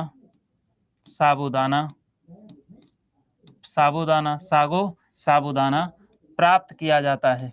एक ये क्वेश्चन बनता है, प्राप्त किया जाता है। ठीक, ये क्वेश्चन हो गया। ठीक है, एक सेकंड लिख देते हैं फिर अभी बैक कर देंगे। ठीक है, हाँ। नेक्स्ट अगर इसके बाद देखें तो इसके अलावा क्या आएगा? चलो दूसरा कलर बदल लेते हैं। अब आता है पाइनस। पहले पाइन लिख लेते हैं। पाइन की अगर बात करें तो इससे तारपीन का तेल प्राप्त होता है। तारपीन का तेल प्राप्त होता है। ये क्वेश्चन पूछता है, प्राप्त होता है, यहीं से आएगा क्वेश्चन, प्राप्त होता है। ठीक, नेक्स्ट अगर देखें तो नेक्स्ट अपना आता है पाइनस। पाइनस की अगर बात करें तो पाइनस सल्फर वर्षा के लिए जिम्मेदार होता है। सल्फर वर्षा कराता है। क्या कराता है? सल्फर वर्षा। अगर हम इफेड्रा की बात करें तो इफेड्रा क्या कहता है? तो इफेड्रा जो होता है, इसकी अगर बात करें तो इफेड्रा देखो, इससे दमा की दवा, दमा, दमा जानते हो, अस्थमा जिसको कहते हैं, दमा की दवा इफेड्रीन प्राप्त की जाती है। इफेड्रीन प्राप्त की जाती है। ठीक, प्राप्त की जाती है। ठीक, ये आपके इतने क्वेश्चन हैं जो आते हैं अनावृत बीजी से। किससे आते हैं? अनावृत बीजी। अब स्लाइड बैक कर देते हैं। देख लो भाई, बैक हो गई स्लाइड, फटाफट देखो। बैक हो गया? बोलो, क्लियर हो गया भाई? बोलो भाई।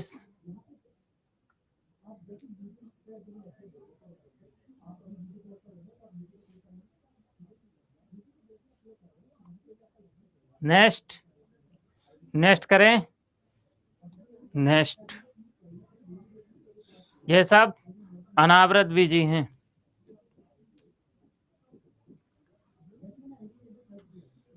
यही 5 ऐसे पौधे हैं जिनसे यहां से आपका क्वेश्चन पूछेगा।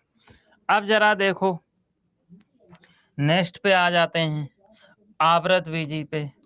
आवृत बीजी से कुछ रिलेटेड क्वेश्चन पूछा जाता है। आवृत बीजी से जैसे अगर हम देखें तो आवृत बीजी से रिलेटेड क्या, जैसे एक पौधा होता है यूके लिप्टिस। यूके लिप्टिस उस दिन बताया था, यूके लिप्टिस, यूके लिप्टिस। इसकी अगर बात करें तो ये क्या, यह सबसे लंबा, यह सबसे लंबा आवृत बीजी पौधा है। आवृत बीजी पौधा है, सबसे लंबा आवृत बीजी पौधा है। ठीक, याद रखना है। ठीक, पौधा है। नेक्स्ट, दूसरा एक पौधा इसी में आता है, सिनकोना। सिनकोना, सिनकोना की बात करें तो यह लिखो, इसकी छाल से, इसकी छाल से मलेरिया की दवा, मलेरिया की दवा कुनैन प्राप्त की जाती है। मलेरिया की दवा कुनैन होता है, कुनैल ना लिख लेना, कुनैन प्राप्त की जाती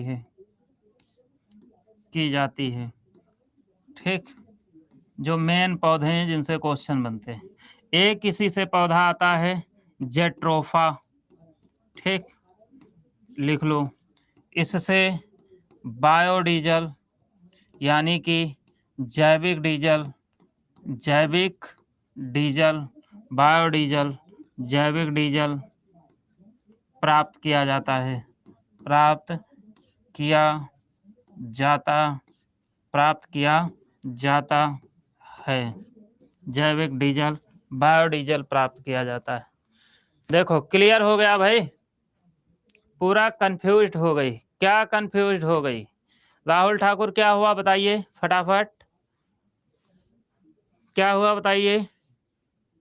बोलो बेटा, फटाफट बोलिए, क्या दिक्कत हुआ?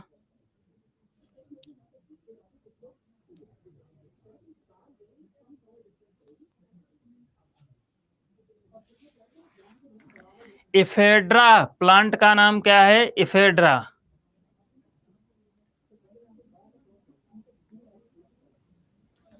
इफेड्रा, इफेड्रा से दमा की दवा इफेड्रीन प्राप्त की जाती है।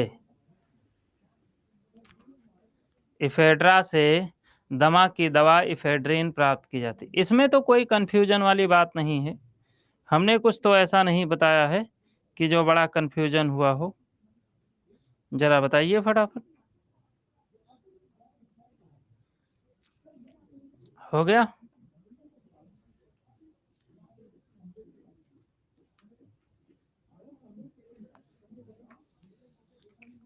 आवृत बीजी वो पौधे होते हैं जिनके बीज ढकी हुई अवस्था में होते हैं। हमने अभी इसके बारे में आप लोगों को बताया है। जैसे एग्जाम्पल के तौर पे मटर, सरसों, धान, गेहूं जान सकते हैं। ठीक है, यहाँ से मटर, सरसों, धान, गेहूं से अगर बात करें तो यहाँ से आपका 2 क्वेश्चन बनता है। अभी हम उस पे आएंगे क्या कौन से क्वेश्चन बनते हैं, और हालांकि क्वेश्चन इससे बनते हैं। ठीक है, अब देखो कौन से 2 क्वेश्चन बनते हैं ये आप लोगों को बता देते हैं। ठीक, कौन से 2 क्वेश्चन बनते हैं, जरा 1 सेकंड रुको भाई। अभी क्या कहते हैं, स्लाइड कम पड़ गया है, स्लाइड और ले लिया जाए।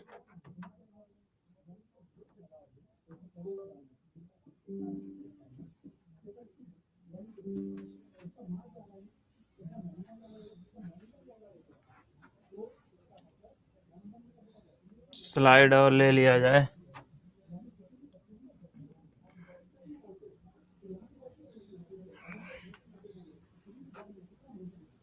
देखो कौन से क्वेश्चन बनते हैं। मैंगो भी हो सकता है आवृत बीजी नहीं भाई। आप लोग अपना दिमाग मत लगाओ बाबू। इस वक्त मैं कह रहा हूं ना, अभी अगर दिमाग लगाओगे, अभी डिस्कशन करोगे तो आप कंफ्यूज हो जाओगे। इसका पेपर में नुकसान उठाना पड़ेगा। ना तो हम कहीं भागे जा रहे हैं, ना तो आप कहीं भागे जा रहे हो। समझे? हम सब लोग बाद में डिस्कशन कर लेंगे। समझे? दूसरी एक और तुम लोगों को नोटिस बता देते हैं। फिजिकल एजुकेशन जिसके पास है, फिजिकल एजुकेशन बाबू मैं ही पढ़ाऊंगा। जिसके पास फिजिकल एजुकेशन है, फिजिकल एजुकेशन आपके दोस्त लोग ले रखे हैं, वो सभी लोग, आप बिहार स्टेट का आपने फॉर्म भरा होगा, जो 9th 10th वाले बच्चों को पढ़ाना है, उसमें मैं इसका बैच स्टार्ट हो कर रहा हूँ। आज से इसकी यूट्यूब पे क्लास स्टार्ट होगी, तो आप सभी लोग इस बैच में जुड़ जाइएगा। साइंस मैं नहीं पढ़ाऊंगा, साइंस शालिनी मैम पढ़ाएंगी।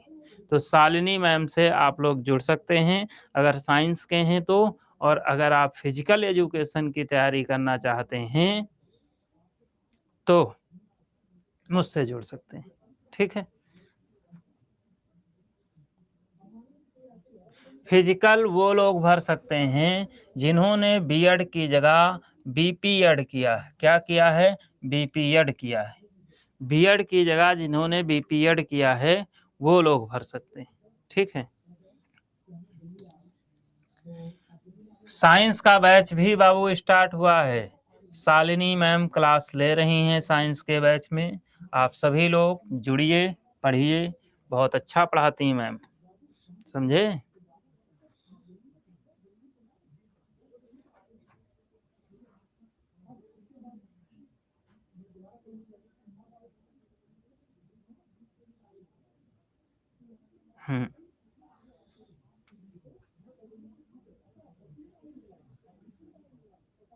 हम्म चलिए देखिए, समझते हैं। नेक्स्ट पे आ जाते हैं। तो जैसे प्लांट के रोग पूछा था, रोग 2 ही के रोग पूछे जाते हैं, 3 के बता देते हैं। एक जैसे धान में रोग लगता है, बहुत फेमस, वो पूछा जाता। धान में एक रोग लगता है केवल, जिसका नाम है बंट।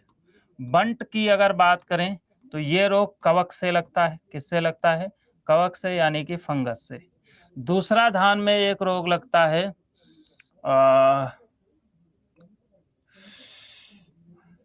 Paddy blast.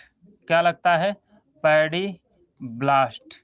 पैडी ब्लास्ट रोग जो है ये जो धान में लगता है ये बच्चा बैक्टीरिया से लगता है। किससे लगता है? बैक्टीरिया से।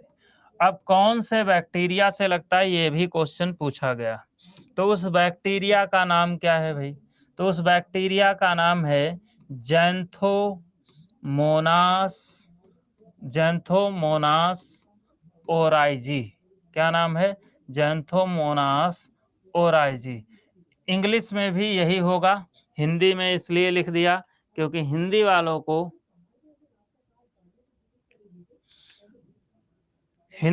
को लिखने में दिक्कत हो जाती। बहुत अच्छे। तो यहाँ पे अगर देखें तो इसका आंसर क्या होगा? इसका आंसर होगा जैंथोमोनास ओराइजी। अब दूसरा रोग पे आ जाते हैं। एक गेहूं से रोग पूछता है, सबसे ज्यादा एग्जाम में यही आता है, गेहूं। मोस्ट इंपॉर्टेंट, इसी को याद कर, ये तो याद ही कर लेना। गेहूं में जो रोग लगता है वो लगता है करनाल बंट। कौन सा रोग लगता है? करनाल बंट लगता है। करनाल बंट की अगर बात करें तो ये पक्सीनिया कवक से रोग लगता है। किससे लगता है? Puccinia fungus. पक्सीनिया कवक या कह सकते हैं फंगस, इंग्लिश में फंगस कहा जाता है। नाम पक्सीनिया ही होगा इंग्लिश में। ये गेहूं में रोग लगता है। एक मूंगफली में रोग लगता है, ये भी पूछा जाता है। ठीक, मूंगफली में जो रोग लगता है उस रोग का नाम है टिक्का रोग। क्या नाम है? टिक्का रोग। ठीक, तो ये भी आप लोग याद रखिएगा, ये भी टिक्का रोग ये बैक्टीरिया से होता है। ओ शिट, ये कंफ्यूज हो गया मैं, बैक्टीरिया से होता है या फंगस से, ये मेरे दिमाग में कंफ्यूजन आ गया। इसके लिए माफी चाहते हैं। वैसे क्वेश्चन जो पूछा जाता है ये नहीं पूछता कि किससे लगता है, क्वेश्चन ये पूछा जाता है कि टिक्का रोग किसका रोग है, तो मूंगफली का ये क्वेश्चन बनता है। ठीक है, तो अब ये मेरे दिमाग में थोड़ा कंफ्यूजन आ गया तो मैं बताऊंगा नहीं, ये हम कल बता देंगे क्योंकि टिक्का के बारे में किससे होता है, क्योंकि कंफ्यूजन में गलत भी हो सकता, सही भी हो सकता, इसलिए दो दिमाग में चीजें आ गई। तो इसलिए गलत जानकारी नहीं दे सकते एज अ टीचर, देंगे जो देंगे वो दुरुस्त देंगे, नहीं देंगे वो बेस्ट है। धान में एक और रोग लगता है जो जिंक की कमी से लगता है, खूब पूछा जाता है। जिंक की कमी से रोग लगने वाला रोग जो है, जिंक की कमी से जो रोग लगता है उस रोग का नाम है खैरा रोग। कौन सा रोग है? खैरा रोग। तो धान में जो रोग लगता है वो कौन सा होता है? खैरा रोग होता है। मूंगफली, ठीक है। जैसे इस एक रोग लगता है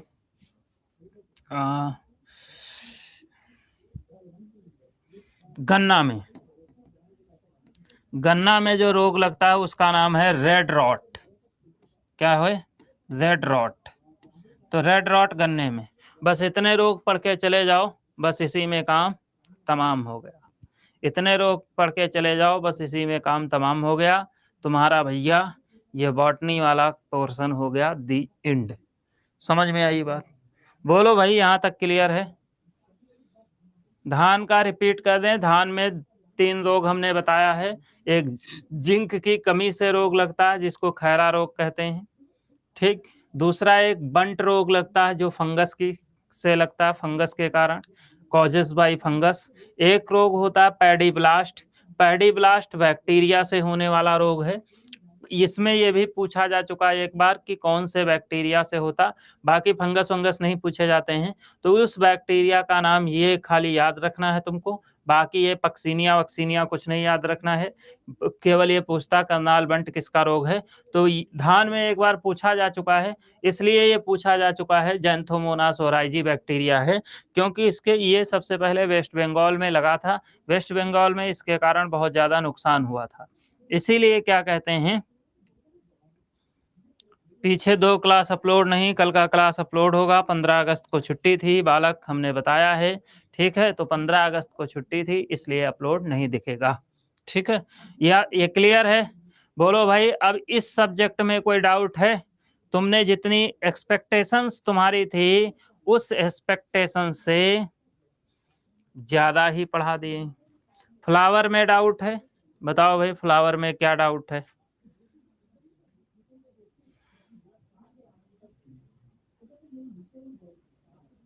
बताओ फ्लावर में क्या डाउट है, फटाफट बताइए।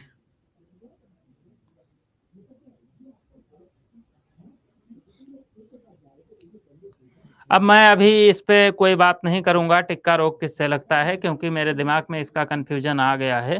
तो मैं देखूँगा अपने आँखों से, तभी हम बिलीव करेंगे, अदरवाइज़ बिलीव नहीं करेंगे। Deepti Shakya beyond my expectations. कोशिश रहती है कि ऐसा ही हो। हाँ, एक और बात तुमको बता दें, कल जो है बाबू, कल क्लास नहीं होगी। थोड़ा हमारा तबीयत ठीक नहीं है, तो कल वाली क्लास रीशेड्यूल करा के संडे को लगाएँगे, समझे? कल वाली क्लास जो होगी, वो रीशेड्यूल करा के संडे को लगाएँगे। कल थोड़ा रेस्ट करेंगे, ताकि हम भी थोड़ा स्वस्थ हो जाएँ, अच्छे हो जाएँ, ताकि और अच्छे तरीके से, दमदार तरीके से चीज़ें हो सकें। और बाकी आप जानते हो, पूरी मेहनत से तो करते ही।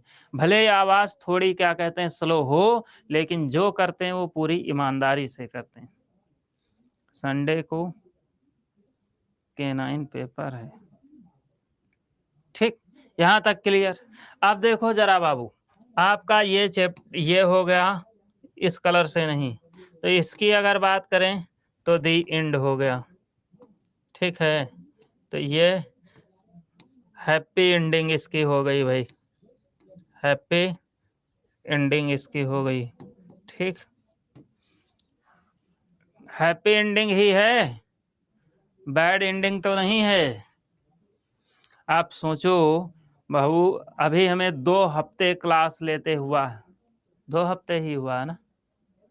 2 हफ्ते क्लास लेते हुआ है, और मैं आप लोगों के 2 मेजर सब्जेक्ट खींच दिए, नहीं खींच दिए। और ऐसा भी नहीं कि आप लोगों को समझने ना आया। थैलोफाइटा के बारे में नहीं बताया। हम बता दिए हैं कि उसके बारे में बताने की कोई आवश्यकता नहीं है, अभी उसके बारे में कुछ डिस्कस नहीं करेंगे।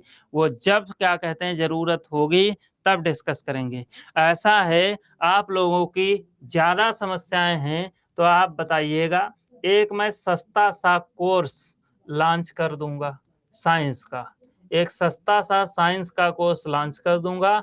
आप लोग इस कोर्स को ले लीजिएगा, पूरा अच्छे से डिटेल में पढ़ा देंगे, तुम्हारी हर समस्या का समाधान निकाल देंगे। ज़िंदगी में फिर तुम 5 साल तक साइंस ना पढ़ो, फिर इसी साइंस से एग्ज़ाम देते रहो। एग्ज़ाम के बाद ही जो होगा वो करेंगे। उस पे हम सब लोग विचार करेंगे, ठीक है? हाँ। अब देखो बालक, चलो, अब जो अपना सब्जेक्ट स्टार्ट होगा, वो अपना एक मेजर सब्जेक्ट स्टार्ट होगा, जिसका नाम है बायोलॉजी, ठीक? बायोलॉजी की अगर बात करें, तो इसमें ये भी एक ऐसा सब्जेक्ट है, जिससे क्वेश्चन आपके बनते हैं। तो सबसे पहले जिस जगह से क्वेश्चन बनते हैं, उन टॉपिक को कवर करेंगे। सबसे पहले जिस जगह से क्वेश्चन बनते हैं, उन टॉपिक को कवर करेंगे। और ये बताओ, शालिनी मैम ने बायोलॉजी तो पढ़ाया है ना तुम लोगों को? बोलो तो, हम बायोलॉजी क्यों पढ़ाएँ फिर?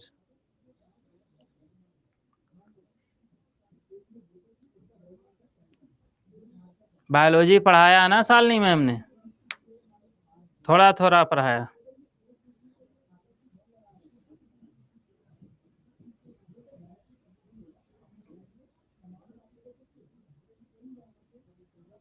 हाँ, हम जानते हैं, अब तुम लोग तो बताओगे सर। केमिस्ट्री पढ़ा दीजिए पहले। देखो बाबू, केमिस्ट्री का हम एक दिन एक्स्ट्रा सेशन ले लेंगे। एक क्वेश्चन तुम्हारा सही कराना है, 2 क्वेश्चन आएगा उससे, 1 क्वेश्चन ही सही करा सकते हैं, उसकी मैं गारंटी ले सकता हूँ। लेकिन दोनों क्वेश्चन सही नहीं करा सकते, इसलिए सही नहीं करा सकते दोनों क्वेश्चन, क्योंकि जो केमिस्ट्री है, उससे एक क्वेश्चन बहुत फैक्ट बेस आता है, जो पढ़ाया हुआ आ जाता है। दूसरा क्वेश्चन जो है, वो बाबू आपको जब आपका सब्जेक्ट रहा होगा, तभी आप कर पाओगे, अदरवाइज़ आप नहीं कर पाओगे। समझे? तो हम लोगों की परसों जो क्लास स्टार्ट होगी, वो क्या कहते हैं, बायोलॉजी की क्लास स्टार्ट होगी। आज हम इसको यहीं पे विराम देंगे।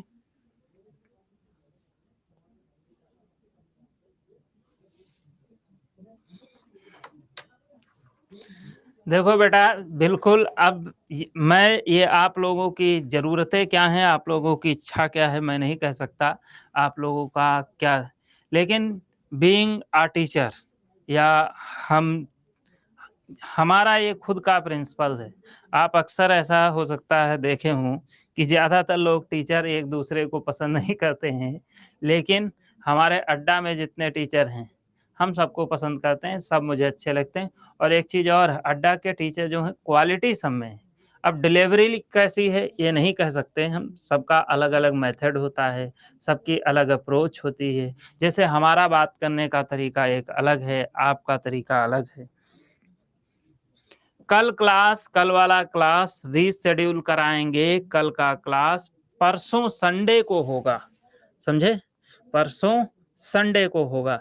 टाइमिंग भी थोड़ा चेंज होगा, ये भी ज़रा आप लोग देख लीजिएगा। टाइमिंग होपफुली 3 बजे से रखेंगे। 3 बजे से होपफुली टाइमिंग रखेंगे, समझे? तो हाँ, और 3 बजे से प्रभु इच्छा तक पढ़ाएँगे, देखेंगे कितना हम पढ़ सकते हैं, ज़्यादा से ज़्यादा खींचने का प्रयास करेंगे। आप लोगों का जो 11 परसों केवल रहेगा 3 बजे, केवल परसों रहेगा 3 बजे और क्या कहते हैं फिर 11 एएम ही चलेगा। केवल ये परसों के लिए कंडीशन है, 3 बजे का टाइमिंग रहेगा, बाकी 11 एएम ही हमें पूरा वीक 11 एएम रहेगा और कोशिश करेंगे कि आप लोगों का ज़्यादा से ज़्यादा जितना ज़्यादा से ज़्यादा हम आपको पढ़ा सकते हैं, क्वेश्चन बना सकते हैं, वो बना दें। ये कल वाला क्लास समझ लीजिए स्पेशल संडे को रीशेड्यूल करा रहे हैं, ठीक है? थोड़ा देर तक हो सकता है पढ़ाएँ, 3 घंटे ले लें क्लास, ठीक है? हालाँकि थक जाते हैं 2 घंटे में ही, लगातार खड़े रह के बोलने में थकान तो आ ही जाती। तो चलिए फिर आज के लिए इतना ही हम लोग रखते हैं, अब हम लोग मिलेंगे ब्रेक के बाद, तब तक के लिए टाटा बाय-बाय, सब लोग स्वस्थ रहो, मस्त रहो, खुश रहो, खुशहाल रहो। बाय-बाय।